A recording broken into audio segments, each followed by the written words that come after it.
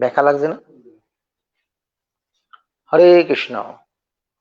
আন্তর্জাতিক কৃষ্ণ ভাবনামৃত সংঘ তথা ইসকনের পক্ষ থেকে উপস্থিত সমস্ত শ্রোতা এবং দর্শনার্থীদের আন্তর্জাতিক কৃষ্ণ ভাবনামৃত সংঘের পক্ষ থেকে হার্দিক অভিনন্দন এবং শুভেচ্ছা জ্ঞাপন করে আজকের আলোচনা পর্ব শুরু করছি।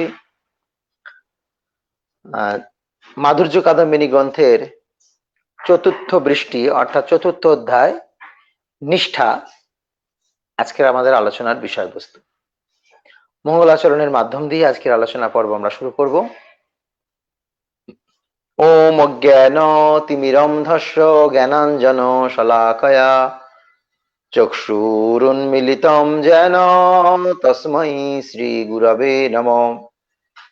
শ্রীচৈতন্যমনোভীষ্টং স্থাপিतं যেন ভূতলে স্বয়ং রূপ কদা মধ্যম দদাতি সপদান্তিকম।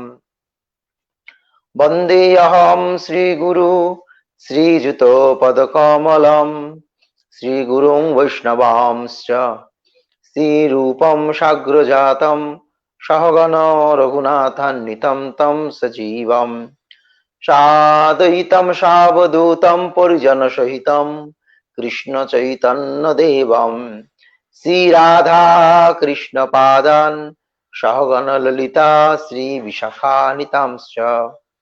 নমো ওং বিষ্ণুপাদায় কৃষ্ণপৃষ্ঠায় ভূতলে শ্রীমতে ভক্তিবেদান্ত স্বামিনীতি নামিনে। নমস্তে সারস্বতে দেবে গৌরবাণী প্রচারিণে নির্বিশেষ শূন্যবাদী পাশ্চাত্য দেশতারিণে। বাঞ্ছাকল্পতরুভ্যশ্চ কৃপা সিন্ধুভ্যেব চ পতিতানাং পাবনেভ্যো বৈষ্ণবেভ্যো নমো নমো। নম মহাবদান্নায়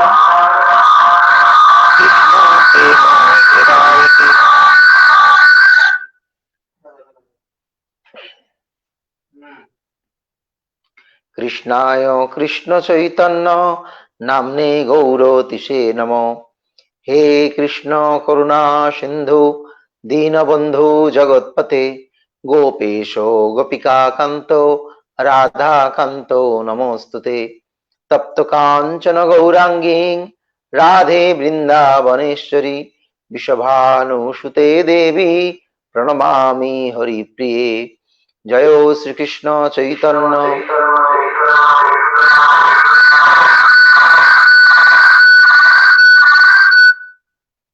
প্রভু নিত্যানন্দ শ্রী অদ্বৈত গদাধর শ্রীবাসাদি গৌর ভক্ত বৃন্দ। হরে কৃষ্ণ কৃষ্ণ কৃষ্ণ হরে হরে হরে রাম রাম রাম হরে হরে। ওম নমো ভগবতে বাসুদেবায় ওম নমো ভগবতে বাসুদেবায় ওম নমো ভগবতে বাসুদেবায়। মূকং করোতি বাচালম পঙ্গু লঙ্ঘয়তে গিরিম যৎকৃপাতমহং বন্দে পরমানন্দ মাধবম। শ্রী গুরুদিনতারিণম শ্রী চৈতন্য ঈশ্বরম। নমো বিষ্ণুপাদায় কৃষ্ণপৃষ্ঠায় ভূতলে শ্রীমতে জয় পতাকা স্বামিনীতি নামিনে। নমো আচার্য পাদায় নিতাই কৃপা প্রদায়িনে গৌরকথা ধামোদায় নগর গ্রাম তারিণে। গুরবে গৌরচন্দ্রায় রাধিকায় তদালয়ে কৃষ্ণায় কৃষ্ণ ভক্তায় তৎভক্তায় নমো নমো। তো বিগত আলোচনায় আমরা অনর্থ নিবৃত্তির বিস্তারিত আলোচনা শ্রবণ করেছি যে অনর্থ নিবৃত্তি চার প্রকার। অনর্থ চার প্রকার: সুকৃতোক্ত অনর্থ, দুষ্কৃতোক্ত অনর্থ, অপরাধোক্ত অনর্থ এবং ভক্তিতুক্ত অনর্থ। প্রতিটা অনর্থের আবার পাঁচটা করে নিবৃত্তির স্তর রয়েছে। কোন স্তরে গেলে কতটা অনর্থ নিবৃত্তি হয়, শ্রদ্ধা, সাধুসঙ্গ, ভজন ক্রিয়ার পর কতটা অনর্থ নিবৃত্তি হয়, নিষ্ঠাতে কতটা অনর্থ নিবৃত্তি হয়, ভাব এবং রুচি স্তরে কতটা অনর্থ নিবৃত্তি হয়, প্রেম স্তরে গিয়ে কতটা অনর্থ নিবৃত্তি হয় এবং সাক্ষাৎ ভগবত দর্শনের পর কিভাবে আত্যন্তিক অনর্থ নিবৃত্তি হয়। ক্রমান্বয়ে আমরা তা শ্রবণ করেছি। তো আজকে আমরা এই অনর্থ নিবৃত্তির পর যে নিষ্ঠা, সেই নিষ্ঠা স্তরে আমরা এসে উপনীত হয়েছি। তো মাধুর্য কাদম্বিনী গ্রন্থের রচয়িতা বিশ্বনাথ চক্রবর্তী ঠাকুর বলছেন, পূর্বে যে নিষ্ঠিতা ও অনিষ্ঠিতা এই দুই প্রকার ভজন ক্রিয়া সম্বন্ধে আলোচনা করা হয়েছে, তার মধ্যে অনিষ্ঠিতা ভজন ক্রিয়া 6টি বিভাগ প্রদর্শিত হয়েছে। তো আমরা জানি ভজন করতে করতে অনর্থ নিবৃত্তি হয়, কিন্তু ভজনের সময়তে দুই প্রকারের নিষ্ঠা জাগ্রত হয়, অনিষ্ঠিতা আর নিষ্ঠিতা। তো নিষ্ঠাটা আজকে আলোচনা হবে। এই নিষ্ঠার যে প্রথম ভাগ অনিষ্ঠা বা অনিষ্ঠিতা ভক্তি, ভজন করতে করতেও ভজনে বিঘ্ন আসে, সেই স্তরটাকে বলা হয় অনিষ্ঠিতা ভক্তি। অনিষ্ঠিতা ভক্তি 6 প্রকার আমরা শ্রবণ করেছি। কি কি না? উৎসাহময়ী, ঘনতরলা, বুড়ো বিকল্পা, নিয়মাক্ষমা, বিষয় সঙ্গরা, নিয়মাক্ষমা এবং তরঙ্গ রঙ্গিনী, অনিষ্ঠিতা ভক্তি। এবং অনিষ্ঠিতা ভক্তি অবিদ্যার থেকে আসে। হ্যাঁ, অবিদ্যা, অস্মিতা, রাগ, দেশ এবং অভিনিবেশ, এই সমস্ত অনিষ্ঠিতা ভক্তির প্রভাব। তো আজকে আমরা নিষ্ঠিতা ভক্তি সম্বন্ধে শ্রবণ করব। তার পূর্বে এই অনিষ্ঠিতা এবং নিষ্ঠিতা কোন কোন পর্যায়ে থাকে, অনিষ্ঠা তারপরে ভজন করতে করতে নিষ্ঠা কোন পর্যায়ে আসে, ভাগবতের একটি শ্লোক দিয়ে ব্যাখ্যা করা হয়েছে। ভাগবত একটি প্রসিদ্ধ শ্লোক, শৃণুতাম সকথা কৃষ্ণ পুণ্য শ্রবণ কীর্তন হৃদয়ন্তস্থ ভদ্রাণী বিধুনতি সুহৃৎসতাম নষ্ট প্রায়েষু অভদ্রেষু নিত্যম ভাগবত সেবয়া ভগবতী উত্তম শ্লোকে ভক্তির ভবতি নৈষ্ঠিকী। নৈষ্ঠিকী, এখানে নিষ্ঠা শব্দটা বলা হয়েছে। তাৎপর্যে অনুবাদে বলা হয়েছে, পরমেশ্বর ভগবান শ্রীকৃষ্ণ, যিনি পরমাত্মা রূপে সকলের হৃদয়ে বিরাজ করেন এবং যিনি সাধুবর্গের সহিত, তিনি তার পবিত্র কথা শ্রবণ এবং কীর্তনের অতিযুক্ত ভক্তদের হৃদয়ের সমস্ত বাসনা বিনাশ করেন। ভগবানের কথা শোনার প্রতি আসক্ত হয়েছে যারা, অর্থাৎ যারা কৃষ্ণের পাদপদ্মে আত্মসমর্পণ করে কৃষ্ণেরই কথা শোনার আয়োজন করেছে, কৃষ্ণ নিজে তখন তাদের হৃদয়ের সমস্ত ভোগ বাসনা বিদূরিত করেন। নিয়মিতভাবে ভাগবত শ্রবণ করলে এবং ভগবানের শুদ্ধ ভক্তের সেবা করলে হৃদয়ের সমস্ত কলুষ সম্পূর্ণরূপে বিনষ্ট হয়। হৃদয়ন্তস্থ অভদ্রাণী বিধুনতি সহিত শতাম বলা হয়েছে। এবং তখন উত্তম শ্লোকের দ্বারা বন্দিত পরমেশ্বর ভগবান শ্রীকৃষ্ণের প্রতি প্রেমময়ী ভক্তি সুদূর রূপে প্রতিষ্ঠিত হয়। এখন বলা হচ্ছে যে পূর্ববর্তী শ্লোকটির মধ্যে শৃণুতাম সকথা কৃষ্ণ পুণ্য শ্রবণ কীর্তন, এই অংশে অনিষ্ঠিতা ভক্তির কথা বলা হয়েছে। নৈষ্ঠিকী ভক্তির পরে উদয় হয় বলে দ্বিতীয় শ্লোকে নিষ্ঠিতা ভক্তির কথা বলা হয়েছে বা নিষ্ঠা ভক্তির কথা বলা হয়েছে। এই দুই প্রকার উক্তির মধ্যে অভদ্রাণী আর বিধুনতি অমঙ্গল নাশ করে, এই বাক্য অনর্থ নিবৃত্তি সম্পর্কে বলা হয়েছে।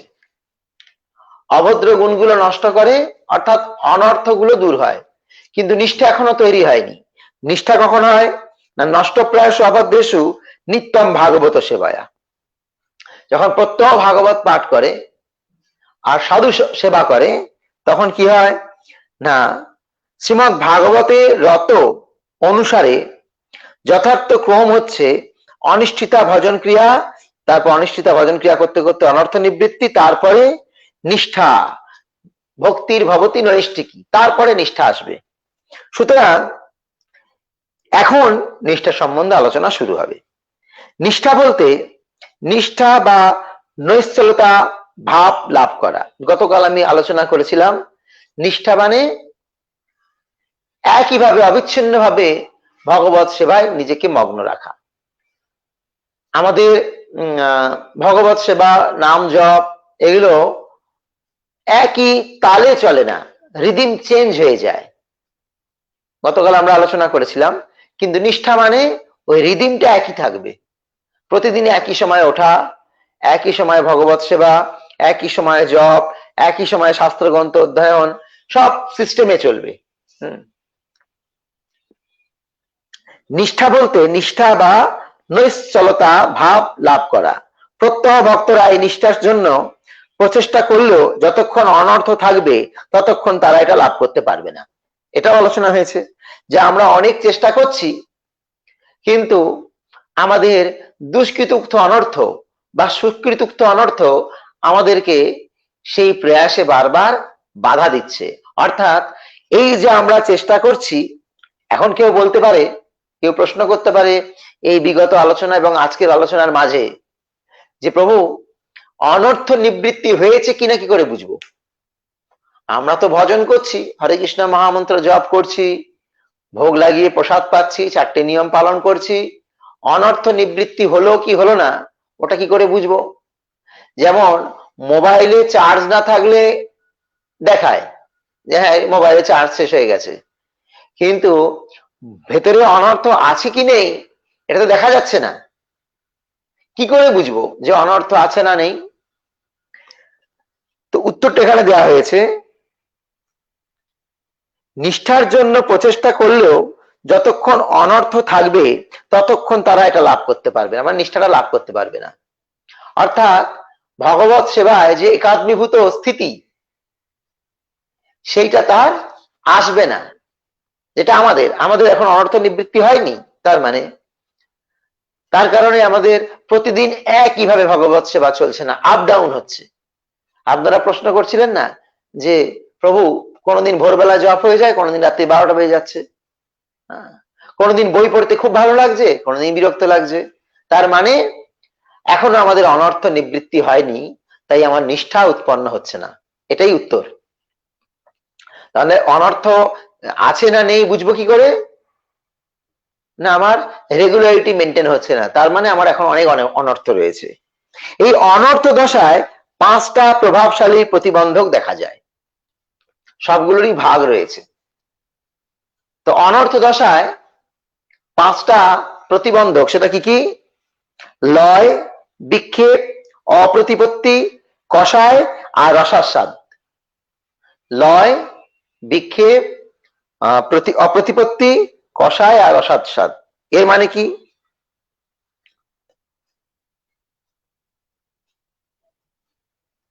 লয় অর্থাৎ জপ করতে করতে বা ভগবানের চিন্তা করতে করতে হঠাৎ আপনার ঘুম পেয়ে যাবে। পায় না? পায় না। জপের মালা নিয়ে জপ করতে বসলাম, ভোরবেলা উঠেছি, মোটামুটি ধরুন 4টে পর্যন্ত ঘুমিয়েছি, পুরো ঘুমিয়েছি। ঘুমানোর পর জপের মালা নিয়ে জপ করতে বসলাম, জপের মালা জপ শুরু হলো। জয় শ্রীকৃষ্ণ চৈতন্য প্রভু নিত্যানন্দ শ্রী অদ্বৈত গদাধর শ্রীবাসাদি গৌর ভক্তবৃন্দ, হরে কৃষ্ণ কৃষ্ণ কৃষ্ণ হরে হরে, হরে রাম রাম রাম হরে হরে, হরে কৃষ্ণ কৃষ্ণ কৃষ্ণ হরে হরে, হরে রাম রাম রাম হরে হরে, হরে কৃষ্ণ হরে কৃষ্ণ। তার মানে কি? ঘুম এসে যাচ্ছে। এবার জব করছি, হাতে মালাও রয়েছে, মালাটা নাচছেও, কিন্তু আমার কথাগুলো ধীরে ধীরে জড়িয়ে যাচ্ছে আর চোখটা ধীরে ধীরে বন্ধ হয়ে যাচ্ছে। তারপর একটা সময় আসলে কি হয়, হরে কৃষ্ণ হরে কৃষ্ণ হরে কৃষ্ণ হরে কৃষ্ণ কৃষ্ণ হরে কৃষ্ণ হরে কৃষ্ণ, এরম। অর্থাৎ জব করছি, পুরো ঘুমিয়ে পড়ছি, মুখটা হাঁ হয়ে থাকছে, কিন্তু জব হচ্ছে না। তার মানে লয় স্থিতি, লয়। অর্থাৎ জব করতে করতে আমি অন্যমনস্ক হয়ে গেছি, ঘুমিয়ে পড়েছি, নিদ্রা আমাকে আকর্ষণ করেছে। এটা হচ্ছে অনর্থের একটা স্টেজ, প্রতিবন্ধকতা। সেটা হচ্ছে জব করতে আপনাকে অলস করে দেবে। এটা সবাই জানে, যেই জব করতে বসবো অমনি আমাদের ঘুম পেয়ে যায়। আপনি টিভি দেখুন, ম্যাগাজিন পড়ুন, গল্প করুন, আপনার ঘুম আসবে না। যেই আপনি জব করতে বসবেন অমনি আপনার ঘুম এসে যাবে। আমার মনে পড়ে যখন প্রথম আমি মায়াপুরে আসি, তো মায়াপুরে এসে সকালবেলা রাধা মাধবের আরতি হচ্ছে, মঙ্গল আরতি। আর মঙ্গল আরতির পর প্রেমধ্বনি দেওয়া হয়, জয় ওং বিষ্ণুপাদ পরমহংস পরিব্রাজক আচার্য অষ্টোত্তর শত। সবাই শুয়ে আছে, দণ্ডবত প্রণাম করছে, তার মধ্যেও ঘুম। জয়ধ্বনি দেওয়া হচ্ছে, জয় জয় বলছে, কেউ কেউ বলছে, আর নতুন ভক্ত তখন পুরো ঘুম। তারপরে কোন রকম ভাবে উঠলাম, পাশের কোনো ভক্ত ঠেলে তুলে দিল, তিনি সিংহ আরতি আরম্ভ হয়ে গিয়েছে, উঠলাম। ওঠার পর আবার কি, এই জব করতে বসেছি, জব করতে করতে গোল হয়ে সবাই জব করছে, আপনি ঘুমিয়ে পড়ছেন। খোঁচা দিয়ে ডাকছে, কখনো কখনো বিরক্ত, কেন ডাকছো, আমি ঘুমাচ্ছি একটু, এটা আসবে। তার মানে অনর্থ আপনাকে জব করতে দেবে না। দেখুন, আপনি গীতা পড়তে বসুন, ভাগবত পড়তে বসুন, আপনার ঢুল চলে আসবে। কিন্তু আপনি ম্যাগাজিন পড়ুন, নিউজ পেপার পড়ুন, আপনার ঘুম আসবে না, কিছুতেই আসবে না। এইটা হচ্ছে পারমার্থিক পথের প্রতিবন্ধকতা। অনর্থ আপনাকে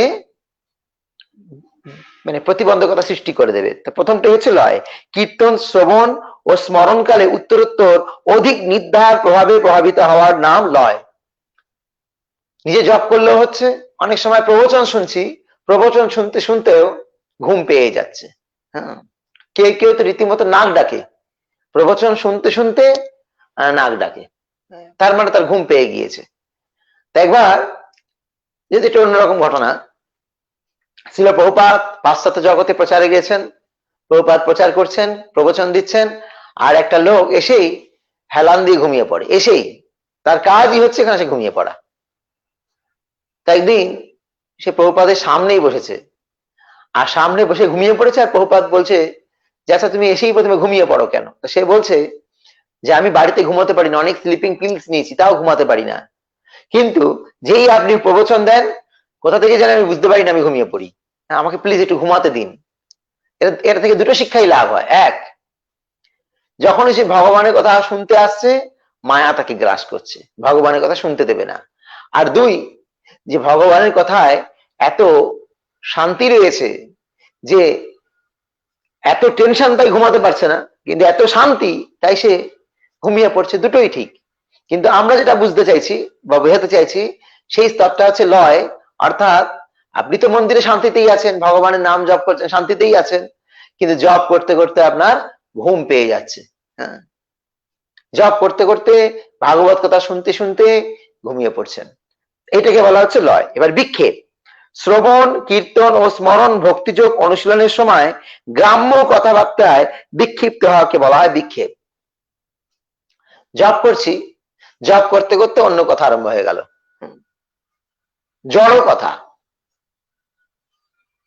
জপের সময় জপ বাদ দিয়ে অন্য কোনো কথা বলা অনুচিত, একান্ত প্রয়োজন না পড়লে অন্য কোনো কথা বলা যায় না।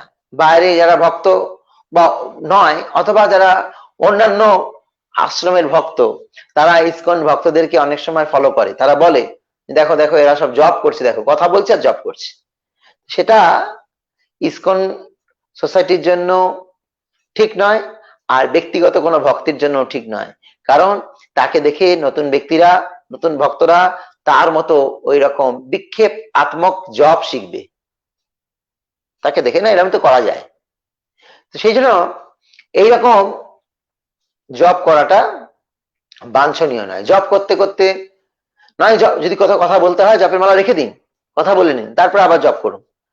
কিন্তু এরকম না যে একটা মালা জপ করলাম হরে কৃষ্ণ হরে কৃষ্ণ কৃষ্ণ কৃষ্ণ হরে হরে হরে রাম রাম রাম হরে, হ্যাঁ তারপরে এই তো এইরাম হয়েছিল, এই তো সরকার পরিবর্তন হয়ে গেল, কত কাণ্ড হয়ে গেল, অমুক তমুক, নিয়ে আবার হরে কৃষ্ণ কৃষ্ণ কৃষ্ণ হরে হরে হরে রাম রাম রাম রাম হরে। করোনায় যে আরম্ভ হয়েছে, চারদিকে লোক মরছে, হরে কৃষ্ণ কৃষ্ণ কৃষ্ণ কৃষ্ণ হরে হরে হরে রাম রাম রাম রাম হরে, কোনো ভালো মেডিসিন পাওয়া যাচ্ছে না, আর সময়ও দিচ্ছে না, এই রকম কথাবার্তা। মানে একটা বার হরে কৃষ্ণ মহামন্ত্র বলছি, তারও কথা বলছি, আবার হরিনাম করছি, আবার কথা বলছি। তার মানে এগুলো হচ্ছে বিক্ষেপ আত্মক। অর্থাৎ শ্রবণ কীর্তন স্মরণ ভক্তিযোগ অনুশীলনের সময় গ্রাম্য কথাবার্তায় লিপ্ত হয়ে যাওয়া। অনেকে প্রবচন শুনতে বসে, প্রবচন শুনতে বসে পাশাপাশি গল্প করতে আরম্ভ করে দেয়, এগুলো সব হচ্ছে ওই অনর্থের প্রভাব। এরপর হচ্ছে অপ্রতিপত্তি, 3 নম্বর। লয় ও বিক্ষেপ নেই, ঘুমও পাচ্ছে না, আর অনর্থক গ্রাম্য কথাও বলছে না, কিন্তু শ্রবণ কীর্তন স্মরণে অনীহা, বা অক্ষমতা, হয়তো বসেই আছে, চুপচাপ বসে আছে প্রবচনের মাঝে, চুপচাপই বসে আছে, কিন্তু কথাও বলছে না, ঘুমাচ্ছে না, তাকিয়ে আছে অন্যদিকে, না এরম করছে, না এরম করছে, নয় মাদুরের কাঠিগুলোকে ভাঁজ করে খেলা করছে, নয় হাতের মধ্যে কিছু একটা করছে, নয় নখ খুঁটছে। হ্যাঁ, যে মন দিয়ে শুনবো, শোনার ভাব নেই। বা যখন কীর্তন চলছে, কীর্তনের সময় কীর্তনের তালে তাল না মিলিয়ে কে কি করছে দেখা, এগুলো সব হচ্ছে অপ্রতিপত্তি। এরপর হচ্ছে কষায়। কষায়টা কেমন না, শ্রবণ কীর্তন স্মরণ ভজনকালে জন্মগত বা সহজাত ক্রোধ, লোভ প্রভৃতির আবির্ভাব। খুব সুন্দর শ্রবণ কীর্তন করছে, কেউ কেউ কিছু বলে দিলে এমন রেগে গেল, মানে এক বালতি দুধে গোমূত্র পড়ে গেলে যেমন দুধটা নষ্ট হয়ে যায়, তেমন। সেটা আগের জীবনের কর্মফল হতে পারে, সহজাত অথবা জন্মগত। অল্পতেই রেগে যায়, অল্পতেই জব করছে, সবকিছু করছে, অল্পতে রেগে যায়, তার মানে তার মধ্যে এখনো অনর্থ রয়েছে। খুব ভালো জব করে, তার মধ্যে এগুলো থাকবে না, কিন্তু অল্পতে রেগে যাচ্ছে। এগুলো হচ্ছে সব ওই কষায় স্তরের। আর রসাস্বাদ মানে জড়সুখ, জড়সুখে সুযোগ প্রাপ্ত হলে কীর্তনাদি ভগবত সেবাতে মনোযোগ না থাকা। জপ করতে করতে, ভগবত কথা স্মরণ করতে করতে কিছু একটা সুযোগ এসে গেছে, জড় সুখ, তখন সব ছেড়ে দিয়ে ওই জড় সুখের প্রতি আসক্তি, ভগবত ভক্তি পুরো ত্যাগ। এই যে পাঁচটা সমস্যা বা অনর্থের প্রতিবন্ধকতা, সেইগুলো আমাদের নিষ্ঠা পর্যন্ত যেতে জীবকে বা ভক্তকে বাধা দেয়, সেই জন্য প্রতিবন্ধক বলা হয়েছে, বাধা দেয় এগুলো। কি কি? লয়, বিক্ষেপ, অপ্রতিপত্তি, কষায় এবং রসাস্বাদ, সবগুলো আমাদের মধ্যে রয়েছে। এই এই পরিস্থিতি আমাদের আসে। এই সমস্ত দোষ মুক্ত হলে নিষ্ঠিতা ভক্তির আবির্ভাব হয়। আর তখন কি হয় না, তদারদস্তমভাবা কামো লোভাদয়শ্চ যে চেতো এতরণাবিদ্ধম স্থিতম সত্যে প্রসীদতি। অর্থাৎ যখন হৃদয়ে নৈষ্ঠিকী ভক্তির উদয় হয়, তখন রজ ও তমগুণের প্রভাবজাত কাম ও লোভ হৃদয় থেকে বিদূরিত হয়ে যায়। তারপর ভক্ত সত্যগুণে অধিষ্ঠিত হয়ে সম্পূর্ণরূপে প্রসন্নতা লাভ করতে পারে। স্থিতম সত্যে প্রসীদতি। অনর্থ স্তরে বা অনিশ্চিতা ভক্তি স্তরে ভক্ত দিব্য আনন্দ বা রস আস্বাদন করতে পারে না। যখন নিষ্ঠা স্তরে যায়, তখন সে দিব্য আনন্দ লাভ করে। যেদিনকে পরীক্ষা করে দেখতে পারে, যেদিনকে আপনি কারোর সাথে কথা না বলে জপ করেছেন, জপের সময় ঘুমাননি, অন্য চিন্তা করেননি, সেই দিন জপ করে আপনি নিজে আনন্দ পান না? পান না? নিশ্চয়ই আনন্দ পান। কারণ আপনি নিজেই উপলব্ধি করতে পারেন, হ্যাঁ আজকে আমি যেভাবে জপ করেছি বা যেভাবে ভাগবত শুনেছি, এইটা হচ্ছে প্রকৃত শোনা, এইরকম ভাবে শুনলে আমার জীবন উন্নতি হবে। নিজেই বুঝতে পারা যায় যে আজকের দিনটা আমি খুব ভালোভাবে নাম শ্রবণ করেছি, নাম জপ করেছি, কীর্তনে অংশগ্রহণ করেছি, শ্রবণ করেছি হরিকথা, নিজেরই ভালো লাগে। তেমনি যখন কোনো ব্যক্তি এই সমস্ত প্রকার অনর্থ থেকে মুক্ত হয়ে নিষ্ঠা ভক্তি লাভ করবে, তখন তার জীবনে সত্য রজতম সমস্ত তম এবং রজগুণের প্রভাব মুক্ত হয়ে যাবে, সত্যগুণে সে বিশেষ আনন্দ লাভ করতে পারবে। নিষ্ঠা আবার দুই প্রকার, সাক্ষাৎ ভক্তিবর্তিনী এবং ভক্তি অনুকূল বস্তুবর্তিনী। সাক্ষাৎ ভক্তিবর্তিনী আর ভক্তি অনুকূল বস্তুবর্তিনী। সাক্ষাৎ ভক্তিবর্তিনী অনন্ত প্রকার হলেও মুখ্যত তিনটি ভাগে বিভক্ত রয়েছে, কায়িক, বাচিক আর মানসিক। সাক্ষাৎ ভক্তিবর্তিনী যে নিষ্ঠা, সেটা কায়িক, বাচিক এবং মানসিক। কায় মানে দেহ, মন মানে মন, আর বাচিক মানে কথা।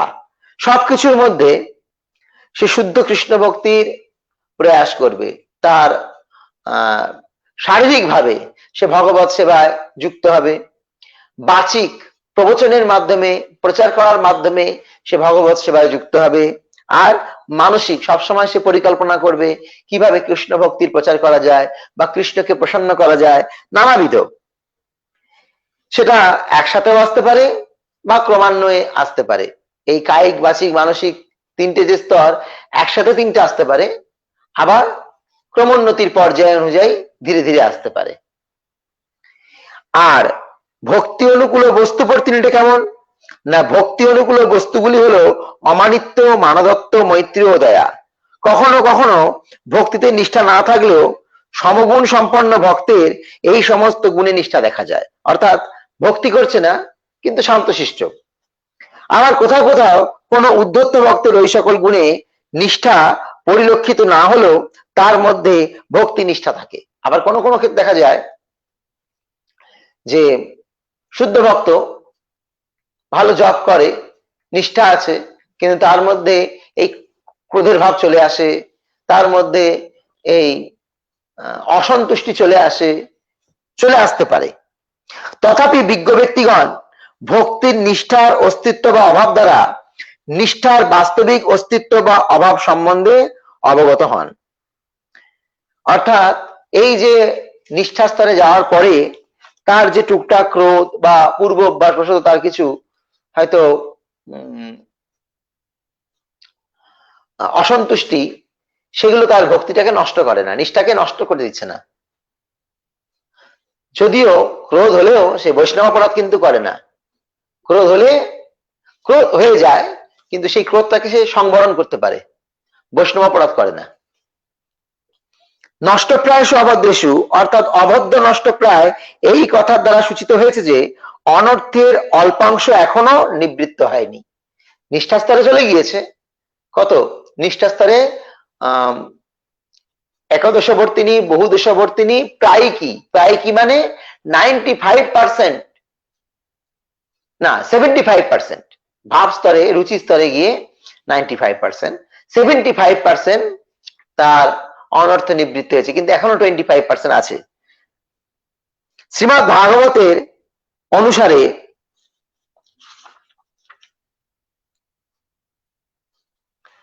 তার এখনো হৃদয়ে ওই ভাব রয়েছে, অর্থাৎ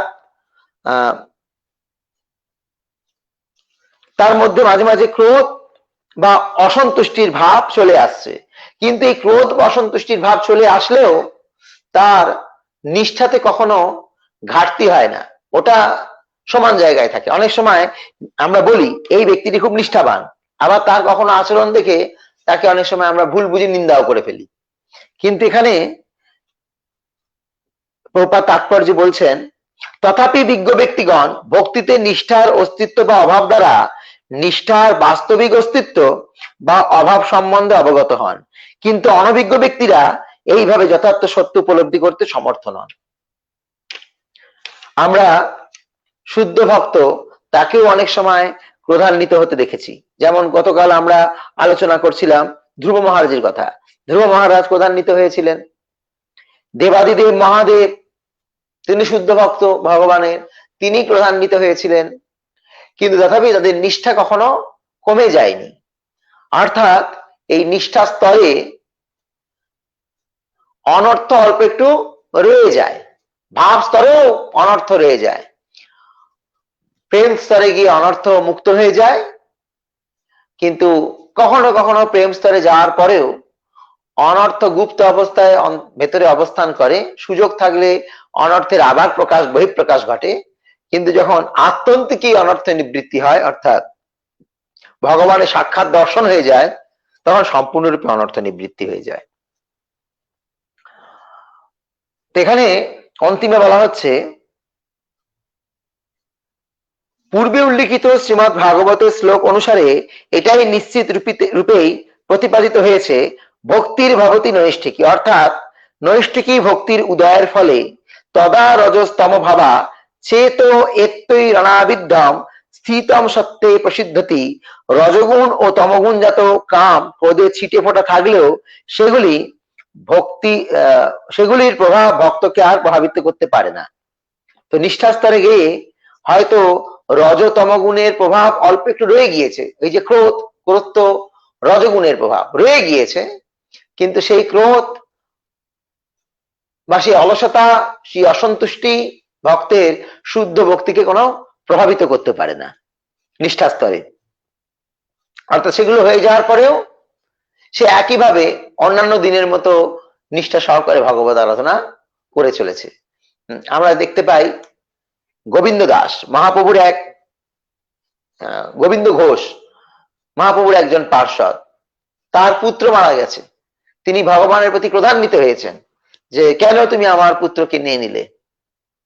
ভগবান তাকে যখন আবার আশ্বাস বাণী দিয়েছেন যে আমি তোমার শ্রাদ্ধ করব, পিণ্ডদান করব, আবার তিনি অন্যান্য দিন যেভাবে ভগবত সেবা করতেন সেই সেবায় নিযুক্ত হয়েছেন। এর থেকে দেখা যাচ্ছে যে নিষ্ঠা কিন্তু থেমে যায়নি, নষ্ট হয়ে যায়নি, রয়েছে, কিছু সময়ের জন্য স্থগিত হয়েছে, আবার চালু হয়ে গেছে সেই সেবাটা।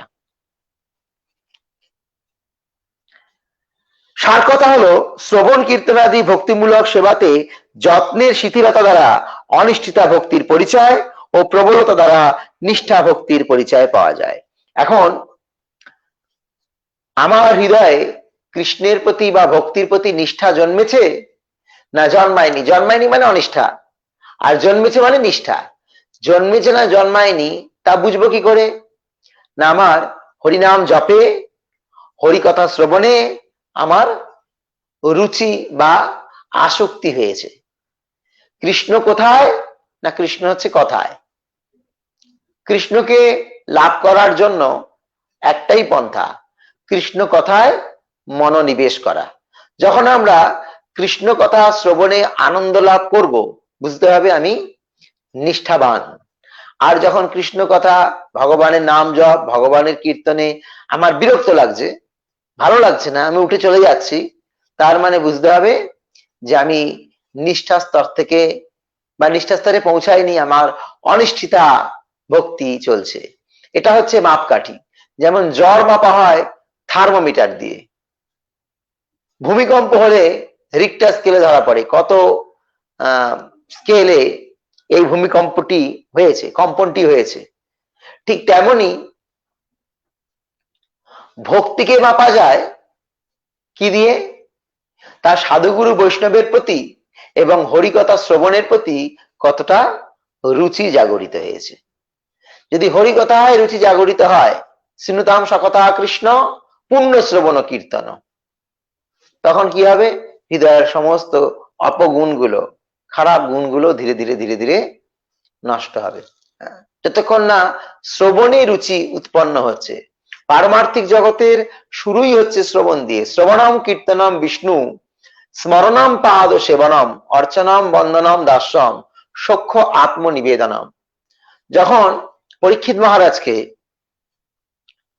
শৃঙ্গিমুনি অভিশাপ দিলেন এবং সেই অভিশাপ পাওয়ার পর পরীক্ষিত মহারাজ ব্যাকুল হয়ে উঠলেন যে আমার এই মুহূর্তে কর্তব্য কি। তো কেউ বলছে যিনি গোকর্মী তিনি বহু কর্মমার্গের কথা বললেন, প্রায়শ্চিত্ত, ব্রত ইত্যাদি ইত্যাদি। যিনি জ্ঞানী তিনি জ্ঞান মার্গের অনুশীলনের কথা বললেন, ধ্যানের কথা বললেন যোগীরা। কিন্তু নারদ মুনি বললেন যে তোমার উচিত যে এই অবস্থায় ভগবান শ্রীহরির গুণমহিমা সমন্বিত শ্রীমৎ ভাগবত অধ্যয়ন করা বা ভাগবত শ্রবণ করা। শুকদেব গোস্বামীর মুখ থেকে অনর্গল 7 দিন 7 রাত তিনি শ্রীমৎ ভাগবত শ্রবণ করলেন, কোনো বিরাম নেই, 7 দিন 7 রাত। তো যার সামনে মৃত্যু দাঁড়িয়ে আছে সে কি নিরবচ্ছিন্ন ভাবে ভগবত কথা শ্রবণ করতে পারবে? নিশ্চয়ই না। কিন্তু পরীক্ষিত পেরেছিল। কেন না? পরীক্ষিত জানতো যখন আমি অভিশাপ পেয়েছি 7 দিন, তাহলে 7 দিনের আগে কোনোভাবেই মৃত্যু হবে না, কিছুভাবেই হবে না, 7 দিন বাদেই হবে। তাই আমি এই যে অমূল্য সময়, এটাকে আমি অপচয় করব না, এটাকে সৎ কাজে নিযুক্ত করি। পরম সৎ কাজ কি? ভগবানের নাম জপ এবং শ্রবণ। তাই যদি ভক্তি জীবনে আমরা উন্নতি করতে চাই, তাহলে আর কিছু করতে পারি না পারি, দীক্ষা নিই বা না নিই, কত মালা জপ করছি, তার থেকে বড় হচ্ছে ভগবানের ভক্তের কাছ থেকে ভগবানের গুণমহিমা শ্রবণ করা। যত শ্রবণ করব তত আমরা আনন্দ লাভ করব। যেহেতু আমরা অনেক কিছু শ্রবণ করে এসেছি অলরেডি, সেই শ্রবণের মাধ্যমে আমাদের যে হার্ড ডিস্কটা পুরোপুরি ফুল হয়ে রয়েছে। এগুলোকে খালি করতে গেলে কি করতে হবে? অন্য কোনো কথা দিতে হবে। সেগুলো কি? তার থেকে পাওয়ারফুল কথা দিলে সেইগুলো সব ইরেজ হতে আরম্ভ করবে, ডিলিট হবে। তাই শাস্ত্র বলছে যে অধিক মাত্রায় ভগবানের কথা শ্রবণ করো। ভগবানের কথা শুনলে কি হবে না, হৃদয়ের সমস্ত গ্লানি দূর হয়ে যাবে। তব কথামৃতম তপ্ত জীবনম কবিবিরীরিতম কলমশাপহম শ্রবণ মঙ্গলম শ্রীমদাততম ভুবি গিনান্তিতে ভুরিদাতে জনা। যারা কোভিড রোগী তারা সবসময় মৃত্যুর জন্য চেয়ে বসে আছে, কখন আমার শেষ নিঃশ্বাস ত্যাগ হয়ে যাবে, কখন আমার অক্সিজেনের কি বলবো স্যাচুরেশন ডাউন হয়ে যাবে, হ্যাঁ আমি অক্সিজেন নিতে পারবো না। জানে না বর্তমান সমাজ ব্যবস্থায় দেখা যাচ্ছে যে মানুষ বাঁচার জন্য একটা বিশাল সংগ্রাম করছে, যে কোনো মুহূর্তে মৃত্যু হতে পারে। তাই ওই মৃত্যু ভয় থেকে মুক্ত হওয়ার উপায় কি? ভগবানের কথা শ্রবণ করা। আপনার মনটাকে আপনি ভগবানের প্রতি, ভগবানের কথার প্রতি এঙ্গেজ করুন, তাহলে আপনার অন্য কোনো রোগ হবে না, অন্য কোনো চিন্তা আসবে না। আমার মনে হয় যে কোভিডের লোকে যতটা মরছে তার থেকে বেশি কোভিডের ভয়ে মরে যাচ্ছে। হ্যাঁ, আমাদের একজন ভক্ত আমাদের সাথে যুক্ত রয়েছেন, তার শাশুড়ি বাংলাদেশে বাড়ি, তিনি লোহিতাক্ষ নরহরি প্রভু যুক্ত রয়েছেন আমাদের সাথে অনলাইনে।